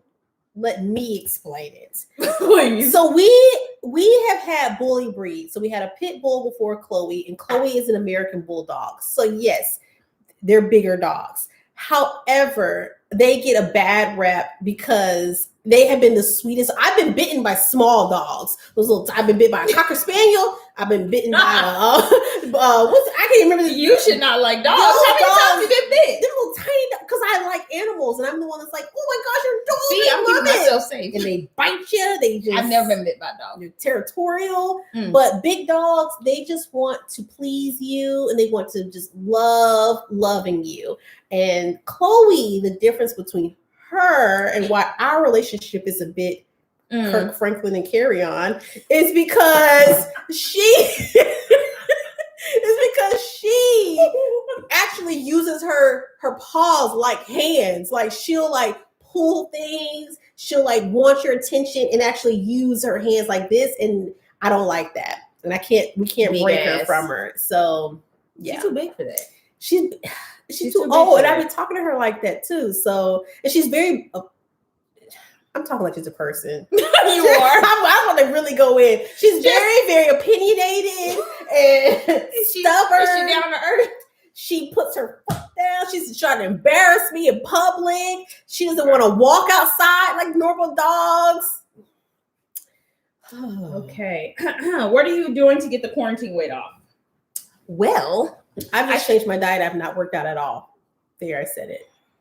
Just feel like the judgment's coming or my husband's coming. So now that that's out in the open, thank you. I shared on Instagram. I've been doing a meal prep service called Clean Eats Virginia. Not sponsored, but it's so good that I've been wanting to share. I already shared it with her. Stephanie's also getting. No, I shared it with you first. Yeah, but you had no data. But basically, you can order meals there. You pick them up. So we've been doing that for the last week, and we do breakfast. Well, we do lunch and dinner. My lunch and then both of our dinners. So I've been doing that and just working out. We have a treadmill, so I've been running on the treadmill. I try to do it every morning. I've done it every morning this week, and we've been going to the gym. And I just lift at the gym. But I know running and eating healthy, I can lose weight fairly easily. I mean, it's been a while. And then I just want to lift because I do want my legs to be toned. I don't want to be like skinny, flabby. Because I want to wear some short shorts pretty soon. So I just need like the back of my thigh to just tighten up a little bit. And that's what I'm doing. And she's eating healthy. I started last week, and I've been doing clean eating. That little spurt of warm weather really that's where it started. It really got me. It's like, wow, it's really hot out here and my thighs are rubbing. I should probably do something. Also, I need to shoot my Amazon collection when I get my samples. Wait for. So I would just like to feel my best. Right now, I just feel sluggish. So I want to feel great. Are we in the 20s club or 30s club? Down up, girl. I'm 37. 36. We almost out of the club. We almost out of the club ourselves. But I don't even feel like I love my 30s. Like I love being in my 30s. Like I feel bad. I am the woman I always hoped I would be. Yeah. I'm so much more decisive. You know, I used to flip-flop a lot in my 20s and just be unsure about a lot of things. And now I'm just like, no. But I wish I would have leaned more into the uncertainty. Like being okay with like, I'm in my 20s. I don't know how this is going to go and be okay with it. I think I put a lot of pressure on like, nope, I want to climb up the corporate ladder. I want to and went through that phase. And now that I'm here, I'm like, all right. right, now let's go have some fun. Like, I just feel like I still feel very much in my 20s. Same. But I love my 30s. Yes, I do my own nails. It's the Essie quick dry nail polish. It's really good. It's really good. And then top coat. Timing of my Amazon collection. I don't have the date yet, but I know it is going to be late spring, early summer. And I know I get my samples next month. I just finished the sketches. Is that not helpful? No. When you said spring, summer, it sounded very Sheba Sheree because she said it's like spring, summer. I'm going to have Well, yours is really going to have it. I mean, if they ship it to me. I'm going to have the samples next month, and I will do a YouTube video trying the samples on. I didn't do that before. I'm going to really... The last collection was going in the fourth quarter, and it was a lot, baby. It almost took me out. But this time, I have a lot more time. I have Stephanie now, my assistant, so I have a lot more free time. So I'll be showing you a lot of the process. You did really good, though. Like, you were but it was building a lot house of at things. the same time. And there was a lot of things I wish I would have done differently. So I'm going to do it this time. Oh, thank you. We don't look like we're over 32. Thank you. I feel it.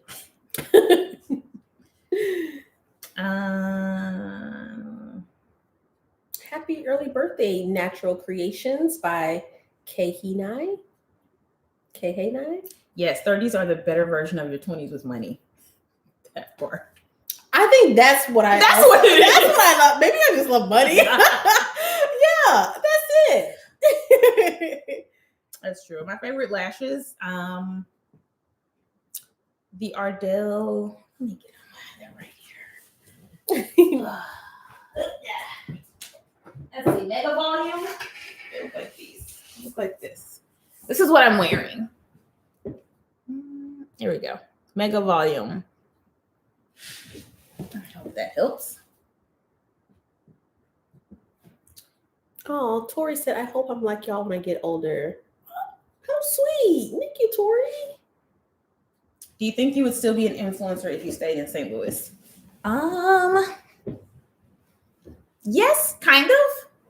Because I didn't really, like, starting this, I didn't really care about what people around me thought. I get a lot of questions about that. Like, you know, are you embarrassed? Or like, how do you like start and not be embarrassed that like the followers you already have that are your friends will judge you?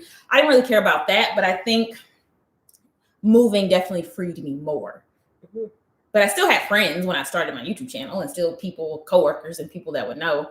And even like my employees would be like, Miss Jenee, I think I saw you on. I'd be like, I don't know what you're talking about. It wasn't me. It wasn't, I don't know. Just let me know if you need something. How do you tell people what you do? Now? Yeah, like now. Now I usually just say YouTuber because it's the most recognizable. Mm-hmm. You can just like wrap their head around it. Mm-hmm. But it's still just, you got to go into layers. Like even when we met with a lawyer, he was kind of like, oh, okay, cool. And then as we went into things, he was like, okay, so like what? Like, what is that? But like, where does that money come from? Like, what? It's like, sir, just say you don't understand. Right. And we're so, because people don't want to be out of the loop. Yeah. So they're like, oh yeah, that's cool. Yeah. And they're like, but like, how does it work? Right. Like, what? You're fine. Oh, I think he died. There's a charger. We can just read. No problem. I'll read.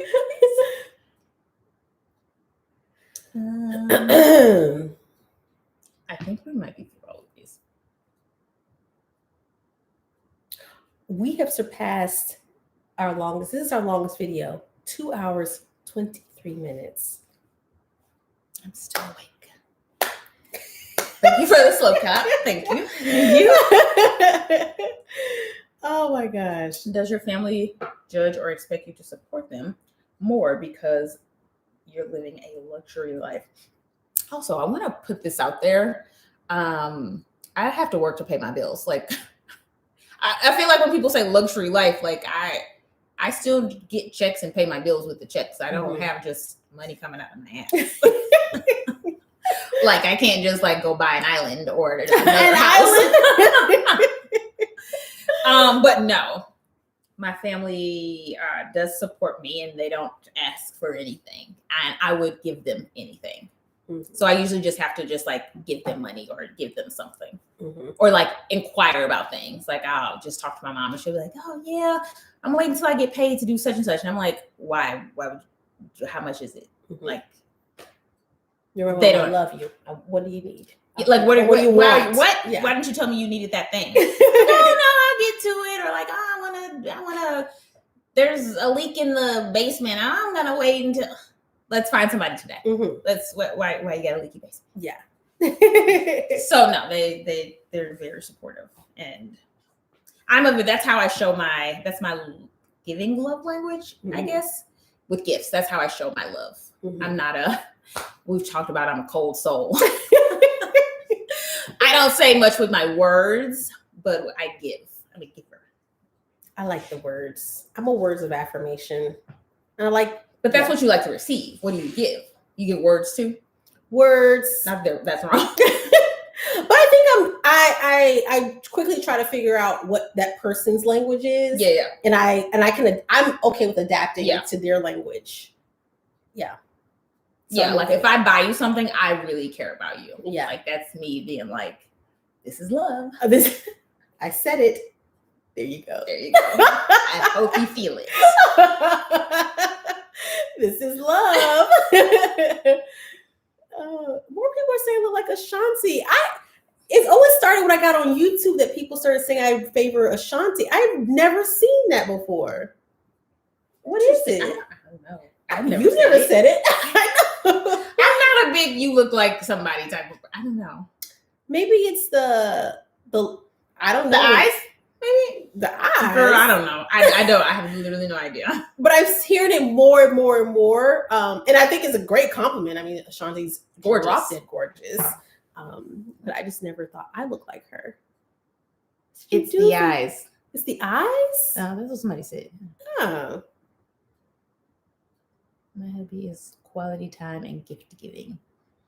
Many of my friends have children or focus on family planning. Sometimes our activities surround around the kids. I'm supportive, but things don't seem as adult anymore. What? Ooh. Jazzy, you are just coming on through with us today. You're trying to take us out. Yeah. That is a very here's the thing. I've never had friends that have kids. Not on purpose. Yeah. They didn't have kids on purpose? I don't choose the friends on purpose. Right. So I can't, it's never affected. And that's probably why I also am not super eager to have kids, because I also don't feel like I'm behind. Like, I feel like that's a comparison thing sometimes when you're like, they're on baby number 2. Oh, let's get started. Like, I don't know anyone that has kids. Yeah. In my close circle. Yeah. And I feel like that would be, I don't want to say the wrong thing. I know it's such a next. But you know what? I feel like the age that we are in, we're in this sandwich generation where our friends are having kids and growing their families. Our parents are getting older. Yeah. I think we're just we're in that sandwich generation right now, or getting into that, where there's still a lot of transitioning into older parents, transitioning into making more money, transitioning into having kids. This is a time of transition. A lot of my friends have kids. I almost want to say, but me, all of them except for you have kids, and I'm so okay with that, because again, the friendships that I have are they're like luxury bags. They just hold their value, and I'm very okay with. And I think you have to figure out how you want to stay dialed into that friendship. Yeah. Is it worth you showing up at these events that don't really serve you? But the point of serving you is that you get to hang out with your friend or get a couple minutes to chit chat. Or do you, what I would envision, serve as like a break for your friend? Yeah. And you always plan the girls' night, and she can come to your house and hang out, and you order food, and it's a little like retreat for her. Yeah. Yeah, you just got to figure out how important the relationship is, and then what you can do to keep it going. Mm-hmm. And I have said, because I'll lead with more of a, I really wish we could hang out more. I remember when we used to hang out more, and those things would spark, like, and they'll always go, I really want to get a break. I really want to hang out. And then we'll start planning from that point. Yeah. And I think my sister lived with me when she had my niece. So I understood that transition better because I was right there in the middle of it. Mm-hmm. And her baby was my baby. Like, that's my niece is my child. So if we couldn't find someone to watch my niece, then we're not going anywhere. And I was so okay with that. But I'm very flexible with my friends and okay with it. But I have so many that, you don't have kids, so it's easier to hang out with you. And if I can hang out with other friends, I'll hang with them. And if not, you still don't have any kids. Like, you're just very flexible. But but even just saying, hey, next month, like, I think they need more planning and more time. But Jazzy be like, hey, next month, in spring, let's plan a trip. Let's plan a day trip and put it out there. So I think that's the way to do it, because they'll be happy to get the break and see how they can, if they have a support system that they can have some watch the kids. But put it out there. They're still your friends. They probably still want to hang out, but it's an adjustment. It really is. So your parents aren't pressuring you guys? I know a lot of my friends' parents do. No, not at all. Mm-mm. My mom and Josh's mom are like the same person. And they're just like, what can we do? How can we help? We love you. You're the best child in the world. When I met his mom, I was like, that's my mom. They're like the same person. They just come over and they're like, do you have laundry to do? Do you have something to drink? I'm like, just sit down. Just relax. Yeah. It's fine. But no. My mom always is just like, people ask her, and she's always like, I just tell them maybe one day. But no pressure. Mm-hmm. Yeah. And I think my mom doesn't pressure me at all, but we have my niece, like my sister kind of took some of that. I'm an only child, off. So yeah. There should be more pressure. Yeah. No, my sister kind of took some of that, and we just love my niece so much. So yeah, she's all the love we need. We don't know what life was like before her.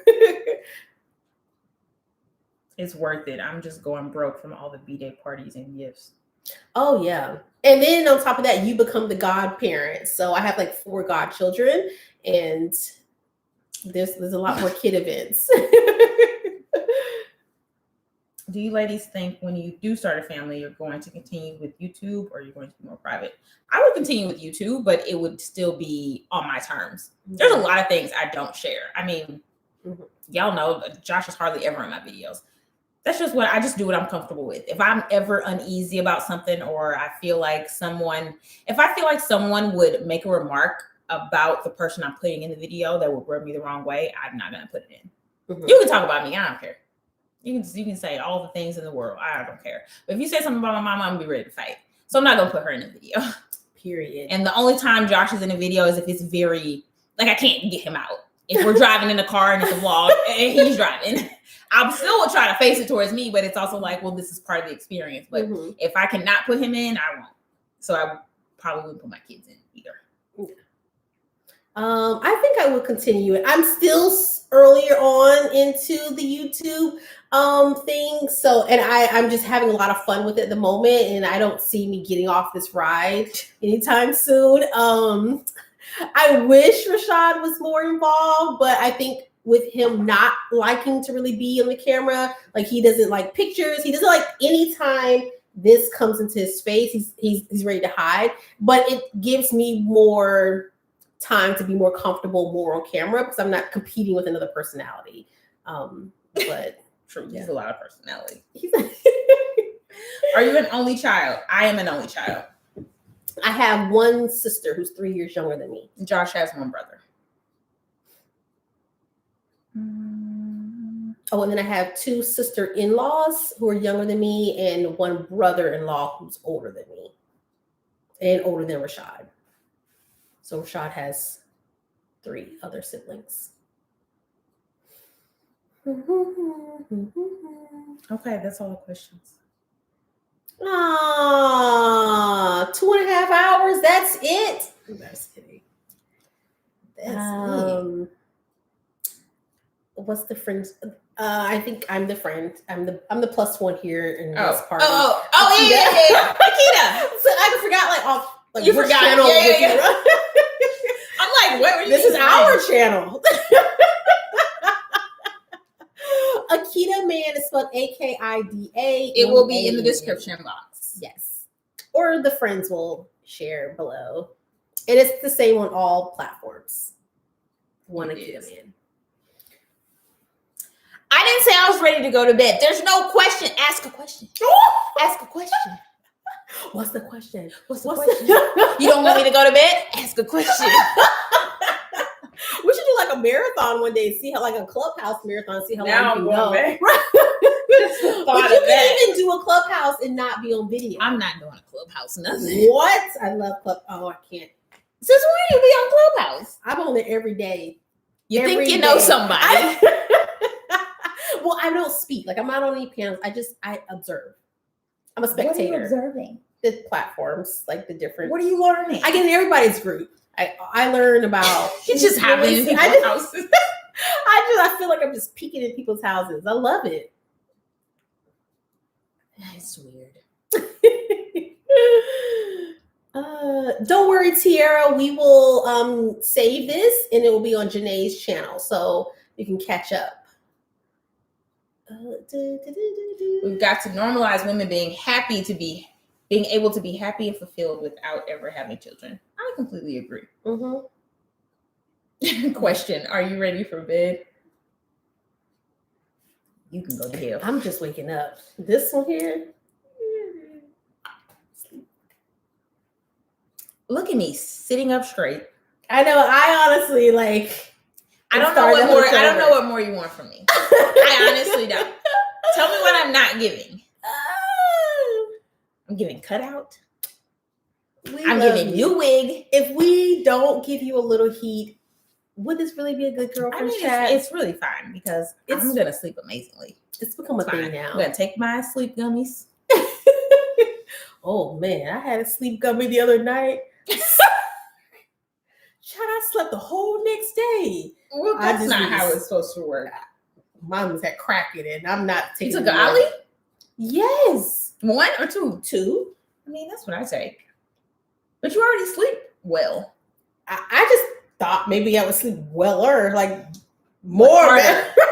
Yeah, because the way you sleep. More intense. Yeah. For me, it's just a more intense sleep. Like you get that deep sleep longer, so I feel more rested. It just added like 12 more hours of sleep. That's not what it's supposed to do. You're supposed to get your ass up. Like I actually wake up earlier when I take them because I'm so rested. My body is like, okay, girl, like it's time to get up. I could not move the next day. Like I got up and then went back to sleep for 12 more hours. Okay, now y'all got some questions. Okay. Good thing I'm still up. Still up. Planning any travel this year? Yes. Where we going? I don't even know, but I just know I want out of here. Okay. I will be safe. I really will, but I need out of here. I'll take as many road trips as I possibly can. Yeah, I will only do a road trip. But I want out of here. But I also will road trip 9 you hours. You will. So I'm from Georgia, and so I drive home because you can't. I gotta stretch myself. You can't move around Atlanta without a car. Like you need a car. So we typically just drive our car. Trips. They're not that bad. I have a bad back, but I'm gonna push through it. No, and you will have a good time. I just put on a heating pad. It's fine. After 2.5 hours, I need to stretch, but I'm gonna work it out. Oh no, we're not making that many stops. I know, so I'm just gonna have to lay back. You just need to take one of those gummies and go to sleep. I do. But yeah, definitely wanting to go someplace warm. I want to go to Colorado. I just want to go anywhere out of here. Okay, Akita, no more gummies. I won't have any more gummies. I highly recommend them if you have trouble sleeping. But if you sleep a lot, you sleep a lot. You shouldn't be taking them. I thought maybe you take naps already, and you just sleep long already. I thought I would feel what you feel. No, this is for people whose minds race and can't fall asleep at night.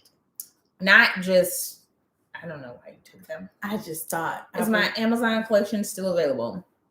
There are a few pieces from the old one available. How do they get that? I'll link it below. Oh, you'll link it below. But it's under if you go on Amazon and you go to the drop section, it's under like a few more pieces or something like that. Some of us were late. Catch us up on the black. Girl, you gonna watch. You have to watch this whole video. Can't catch you up on the whole thing. We covered so many topics. You see how long we've been on here? I can catch you up. Yeah, so we've been on here for 2.5 hours, and we've covered so many topics with love, luxury items, even not even outside of items. We talked about Real Housewives of Atlanta. We've covered a lot, but we'll save this so you can see it. Oh yeah, I thought you said save this. I'm like, what? No, save this. Yes. What makes you ladies feel like that bitch? She said bitch, but yeah, I'm a cusser. Go on. A new wig. I want a wig. Like this one officially makes me want to. Look at it. Look at the layers. This. This is giving me J. Marie styled it, but 2.0. 2.0 for sure. Yeah. Because I wouldn't do anything but black hair back then. Yeah. It's giving me J. Marie styled it 2.0. Shucks. Yeah. You know what I always feel like that? Right after a good wax. I knew you were going to say that. She's very hairy. I'm so bloody hairy. So once I get all the hair snatched off of me, I'm like, yes, I want to be naked. I want everyone to see me with no hair. I want to have my legs out. I want to have my boobs out. I'm ready when I don't have any hair. Every time she's like, I'm going to get a wax, I'm like, didn't you just go? I must go. She's like, I have a lot of hair. I'm so manly with this hair. Whew, that was funny to me. And I also get sugaring. So that's a lot healthier and it's also less painful. So I don't get like the hard wax, I do sugaring. Biggest misconception people have about you.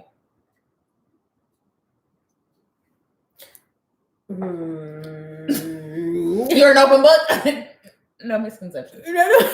I know. I tell it all. I just tell all my business. I would think more in the workplace. I also have the same demeanor that it's been challenged a lot. Like that, I'm just so passive enough to go along with anything. I can see that. And she's not. And I'm not. So when I have to get assertive, they're like, you might have had the right idea, but the wrong bitch. Right. So I think it's been only confused more or less as far as how I am as a person in the workplace. Like I just have had to have some tough conversations recently. That's on very.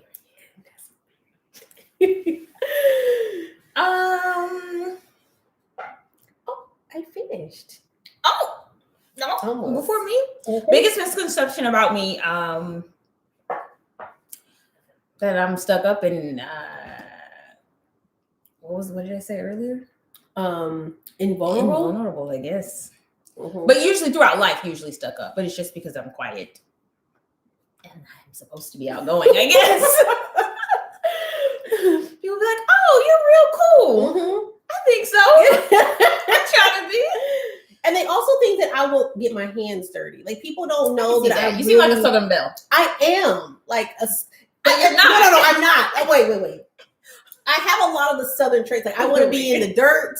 I like getting I want to like get underneath the car with you. I can fix toilets.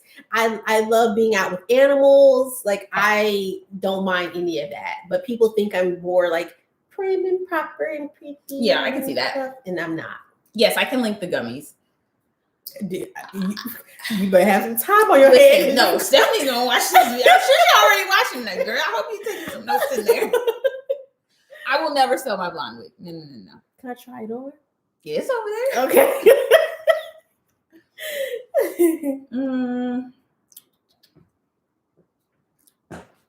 People think I'm stuck up until they meet me. Yeah, I don't know what that. I don't get how that.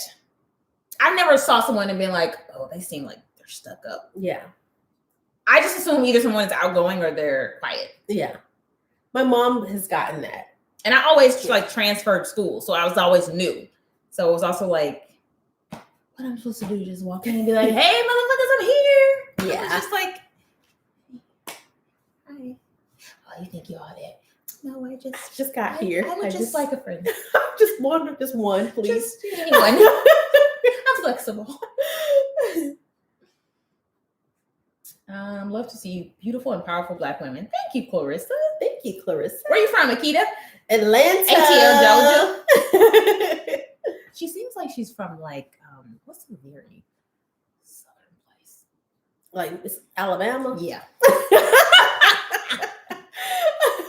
That's exactly what I was thinking. I'm a Sag, and people always think that. No, maybe it's a Sagittarius thing. God, we got a lot working against us. Because I feel like people think that about Evan too. Really? Yeah. Well, my mom, sister, and dad, all Sagittariuses. I was the only. Well, we're all born in November. Yeah, you were just born too early. I was just born too early. You really fucked it up for the whole family.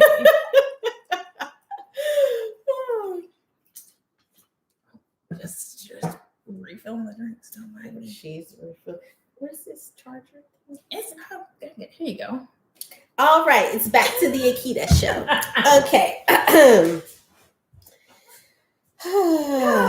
Okay, Dougie, let me catch up here because my counterpart here, her vision's a little off, so she may have missed some of these.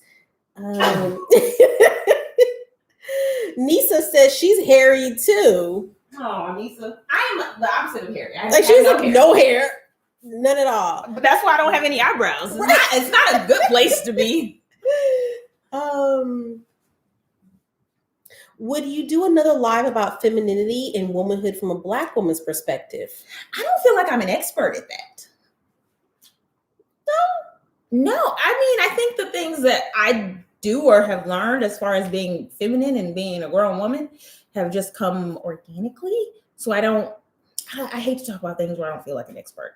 Like I don't have a strategy to share. I see. Or like, these are the steps I took. I feel like people that make those videos are like, here's what you do. Yeah. I don't know. I'll do some research. Yeah, maybe we can. Someone, I think, asked us this on the last video, and I was like, it seemed so foreign to me. I hadn't ever thought about what. And I also, here's the thing as well. I am. She about to eat dinner. She don't get her dinner snack.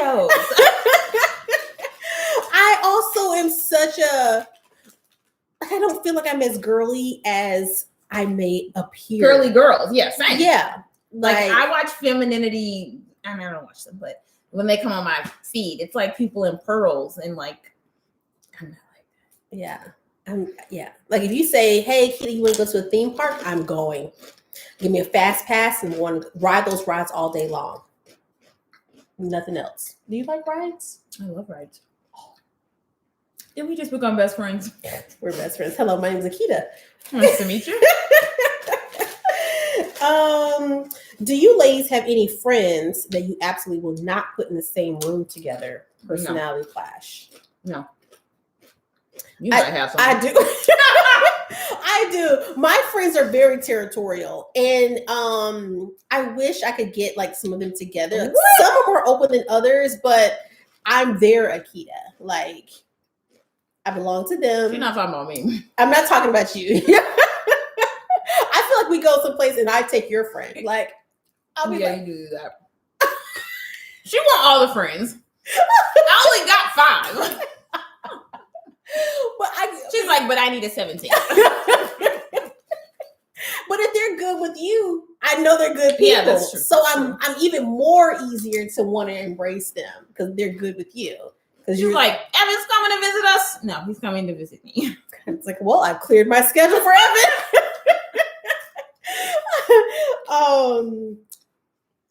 What's the question? Same room. Yeah. So a lot of my friends are very territorial, and so I want to. Like, I want us all to be together, but they don't love that. People want us to do a podcast.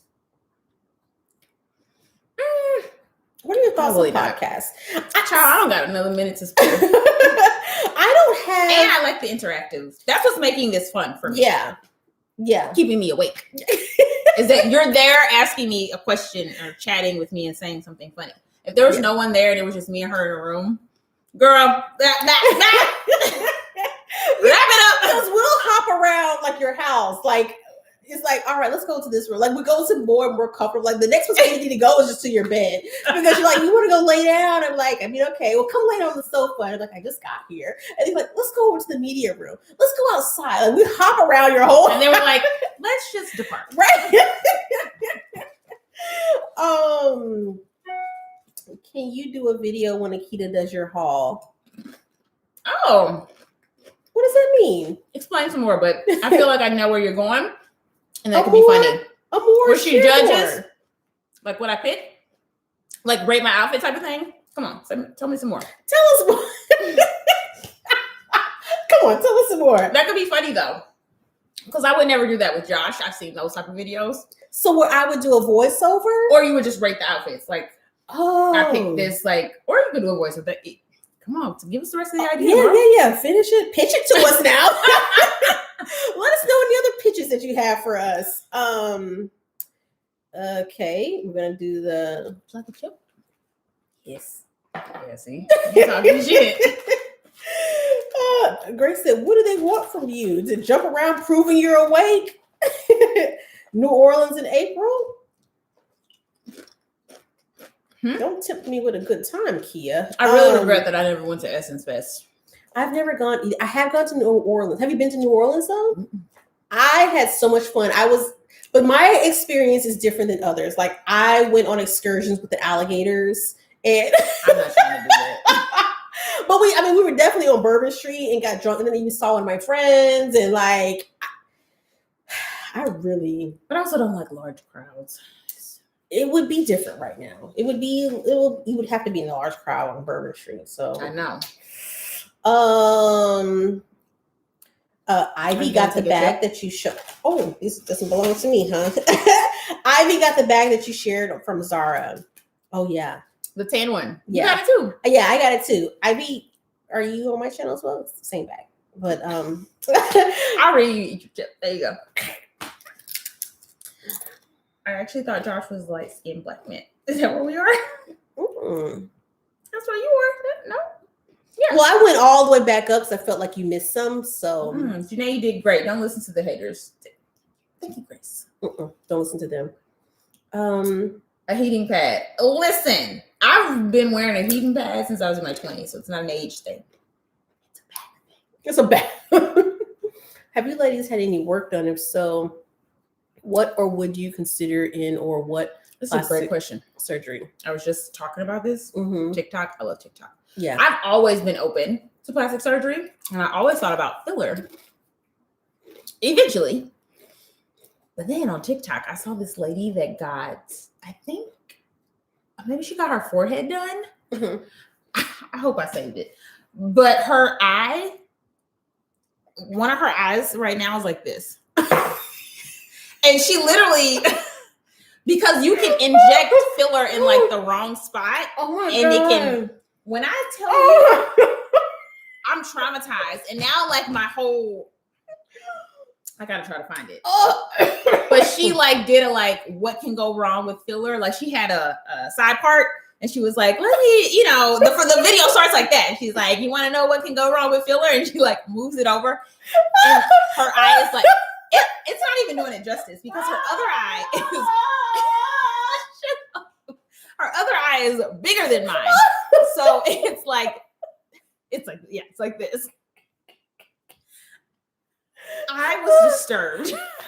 Shayla said that's not supposed to be funny, but it is. Please tell me if you saw this TikTok because I'm crying. I was shook. Like that was always in the back of my mind. Like, I'm gonna in my mind, I'm like, I'm gonna get my laugh lines done eventually. One day I just keep it tight. I might, do like my crow's feet. I didn't think that should I didn't know that could happen. I didn't know that was a thing. And then people were like in the comments, like, "Oh yeah, try these eye drops." Like all these people have dealt with it. Like, try these eye drops.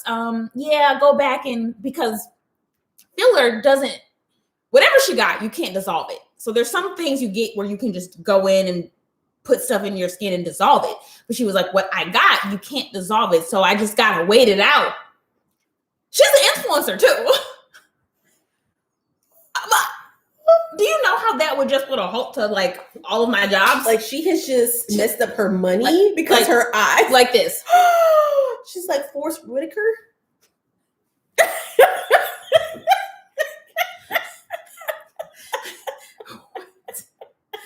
I'm about to see it. Answer another question. I now need to find it. Oh my gosh.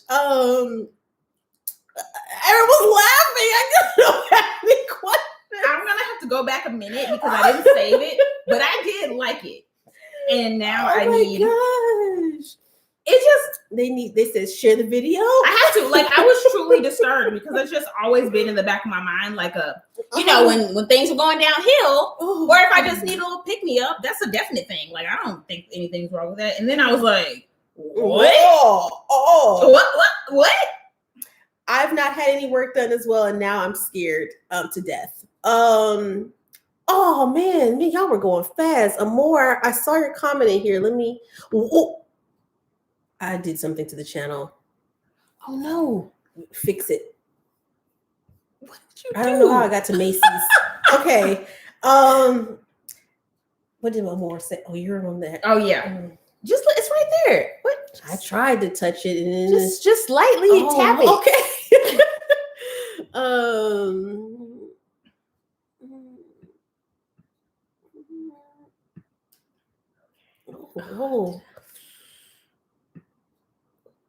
Okay. I'm gonna find it, y'all. Just give me a minute. Okay. Crystal wants you to come to her house and redo her closet. No. I don't want to redo my closet.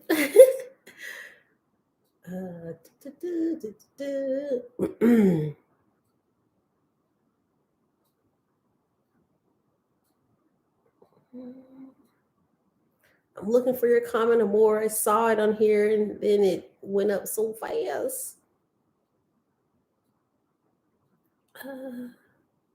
Oh, there he is. Okay, so Akita shops at Zara for outfits for Jenee, and Jenee rates the outfits. I think that would be fun. So I shop at Zara for outfits for you, and then you rate the outfits. I mean, I got to pay for them, or Jenee pays for them. But I feel like fun. What? We also shop the same. Like, true. Like, our styles are very similar. I'm gonna be devastated. I probably didn't like it because I was so distraught. Maybe you can find it later and link it below. I'll try. She's gonna try and find it and then link it below. Okay, so we're gonna go more into this pitch here of I shop at Zara, which I love to do, and then shop for outfits for you, and then you rate the outfits. This pitch. We can try that. And Kendra said, "Yeah, y'all styles are similar." True. Yeah.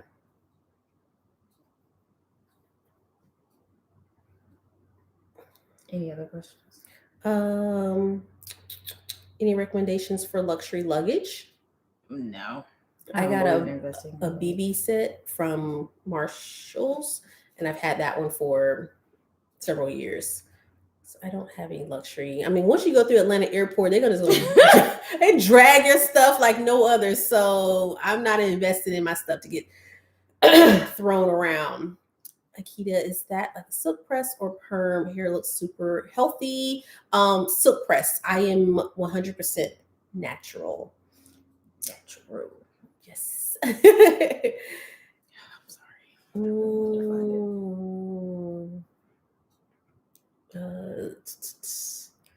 Just joining, but loving those cutout ladies. Thank you.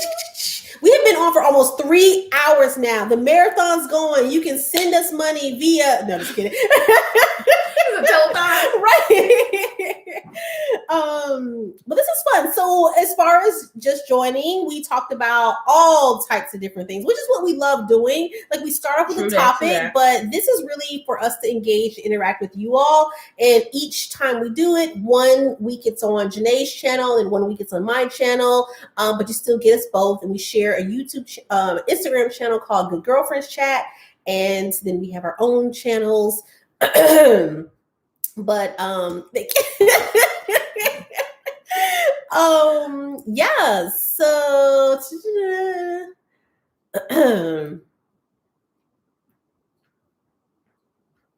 might as well do the makeup on Akita, and Akita does Jenee's makeup. ATL has the worst airport. The worst.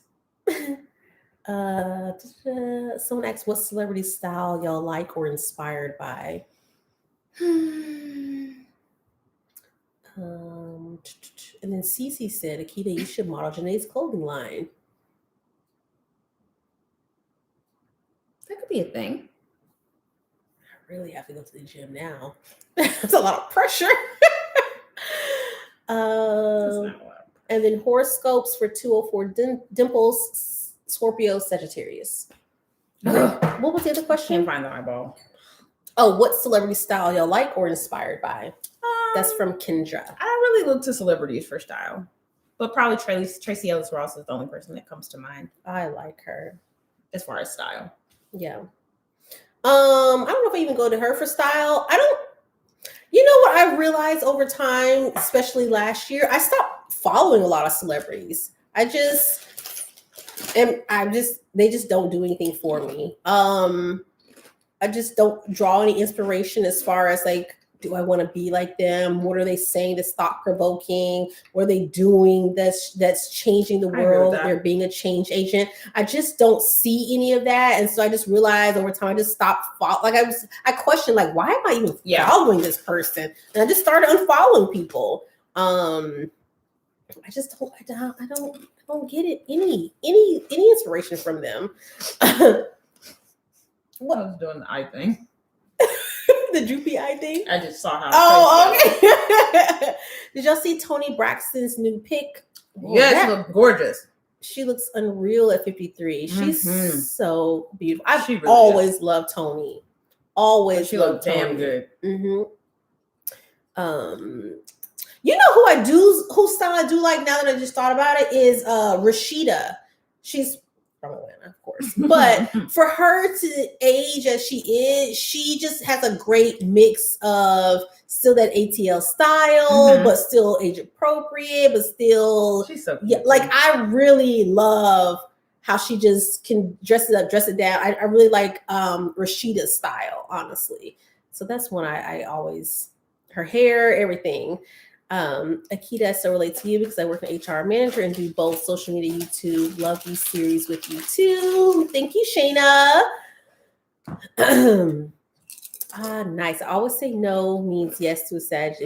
If you say no, you can't do something, they will prove you wrong. Wait, what?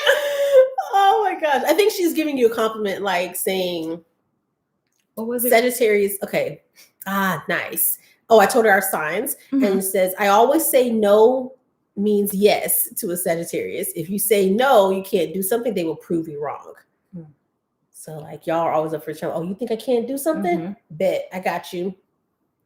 That's true. We're very competitive. And you really do what you say. Like you're not just. But also, I will go even harder if I feel like that's why I like going to the gym. I'll run longer on the treadmill. I'll lift more because I don't know why. There's other people around running. I'm gonna run longer and faster. We need help. We have issues. Marlo and J-Lo and Riri for me. Once a cheater, always a cheater, or can people change? Oof. Wowzers. And we just turned a left here. I have some thoughts on this.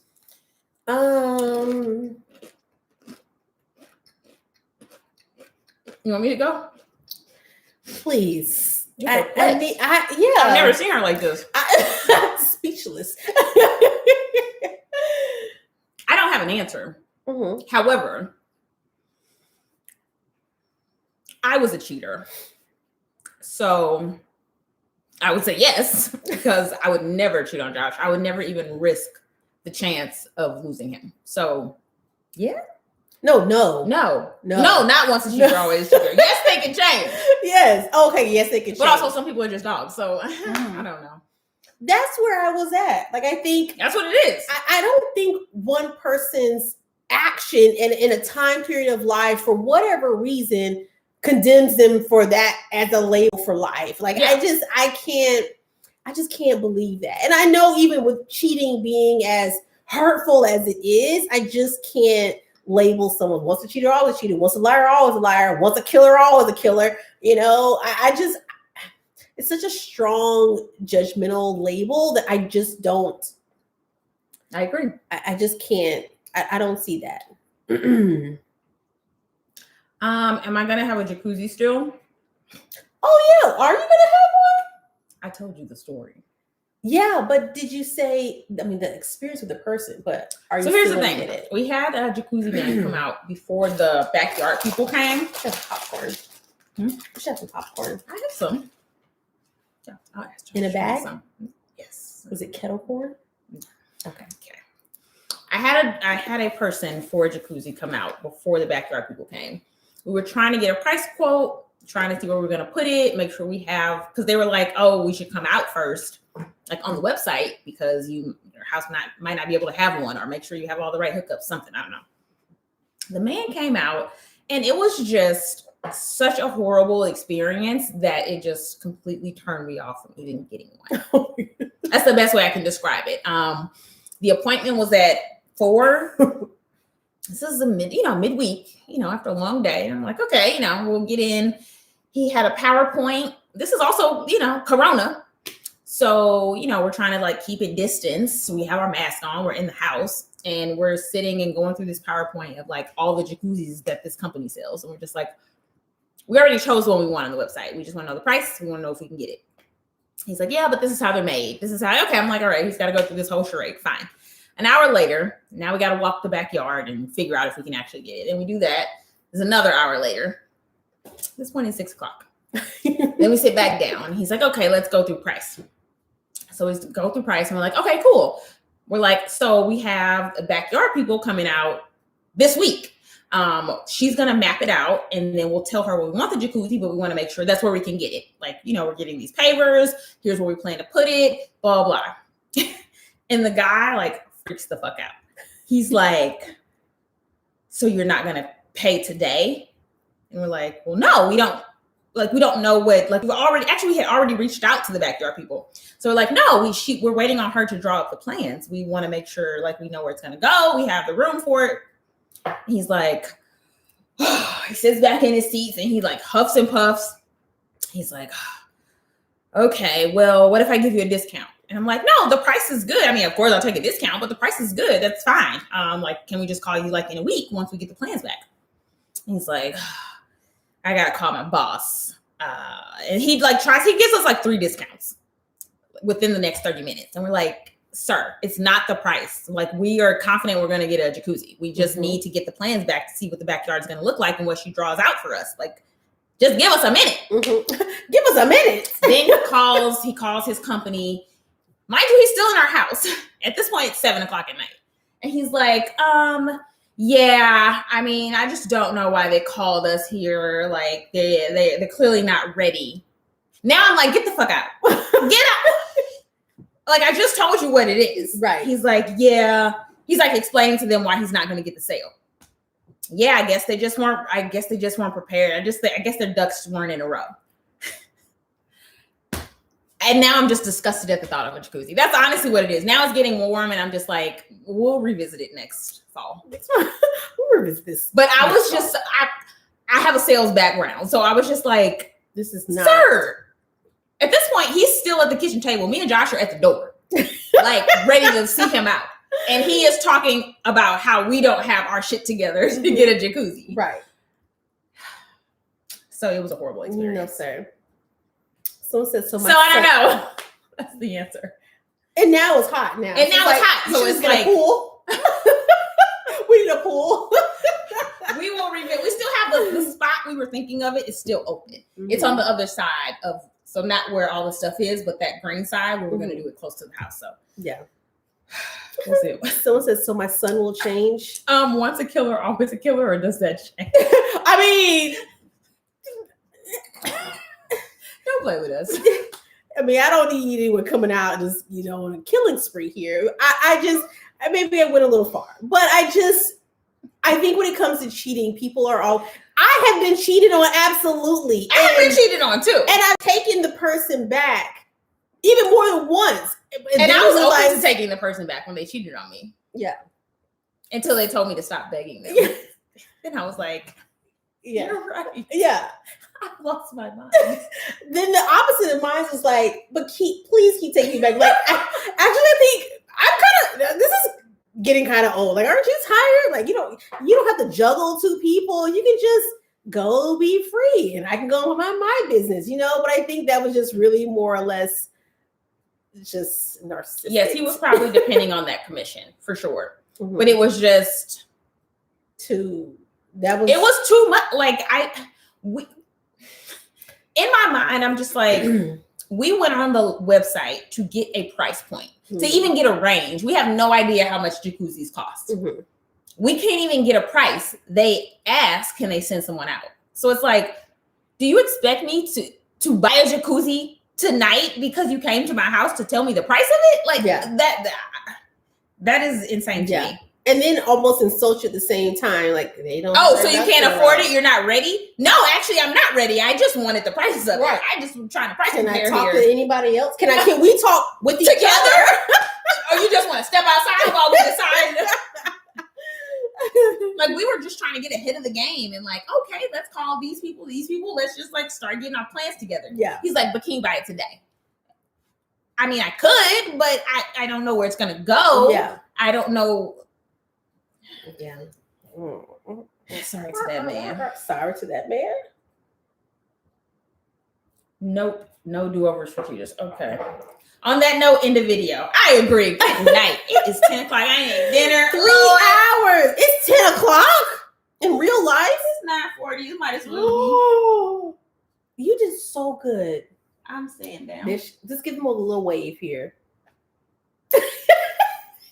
My back is killing me. Oh my gosh. You guys, I do think this is a good segue to end it because we felt like we were going to unpack a lot in this video and we'll continue this part 2.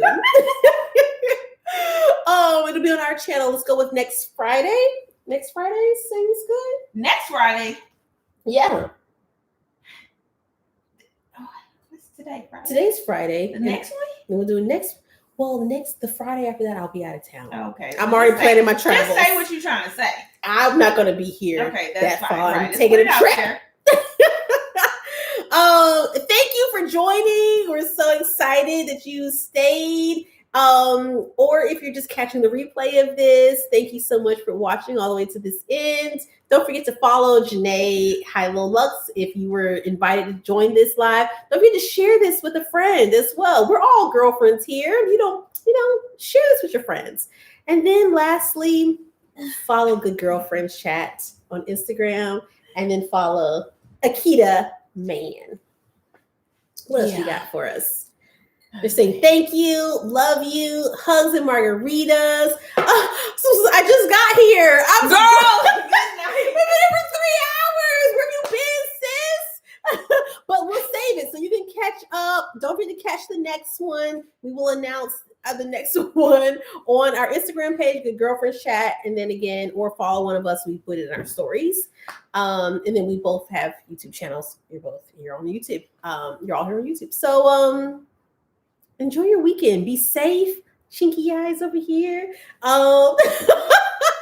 If you want to send a farewell photo to show your friends what they miss. Hold on. Okay, get ready. All right, screenshot. All right, there's your picture. Have a good night. See you next week.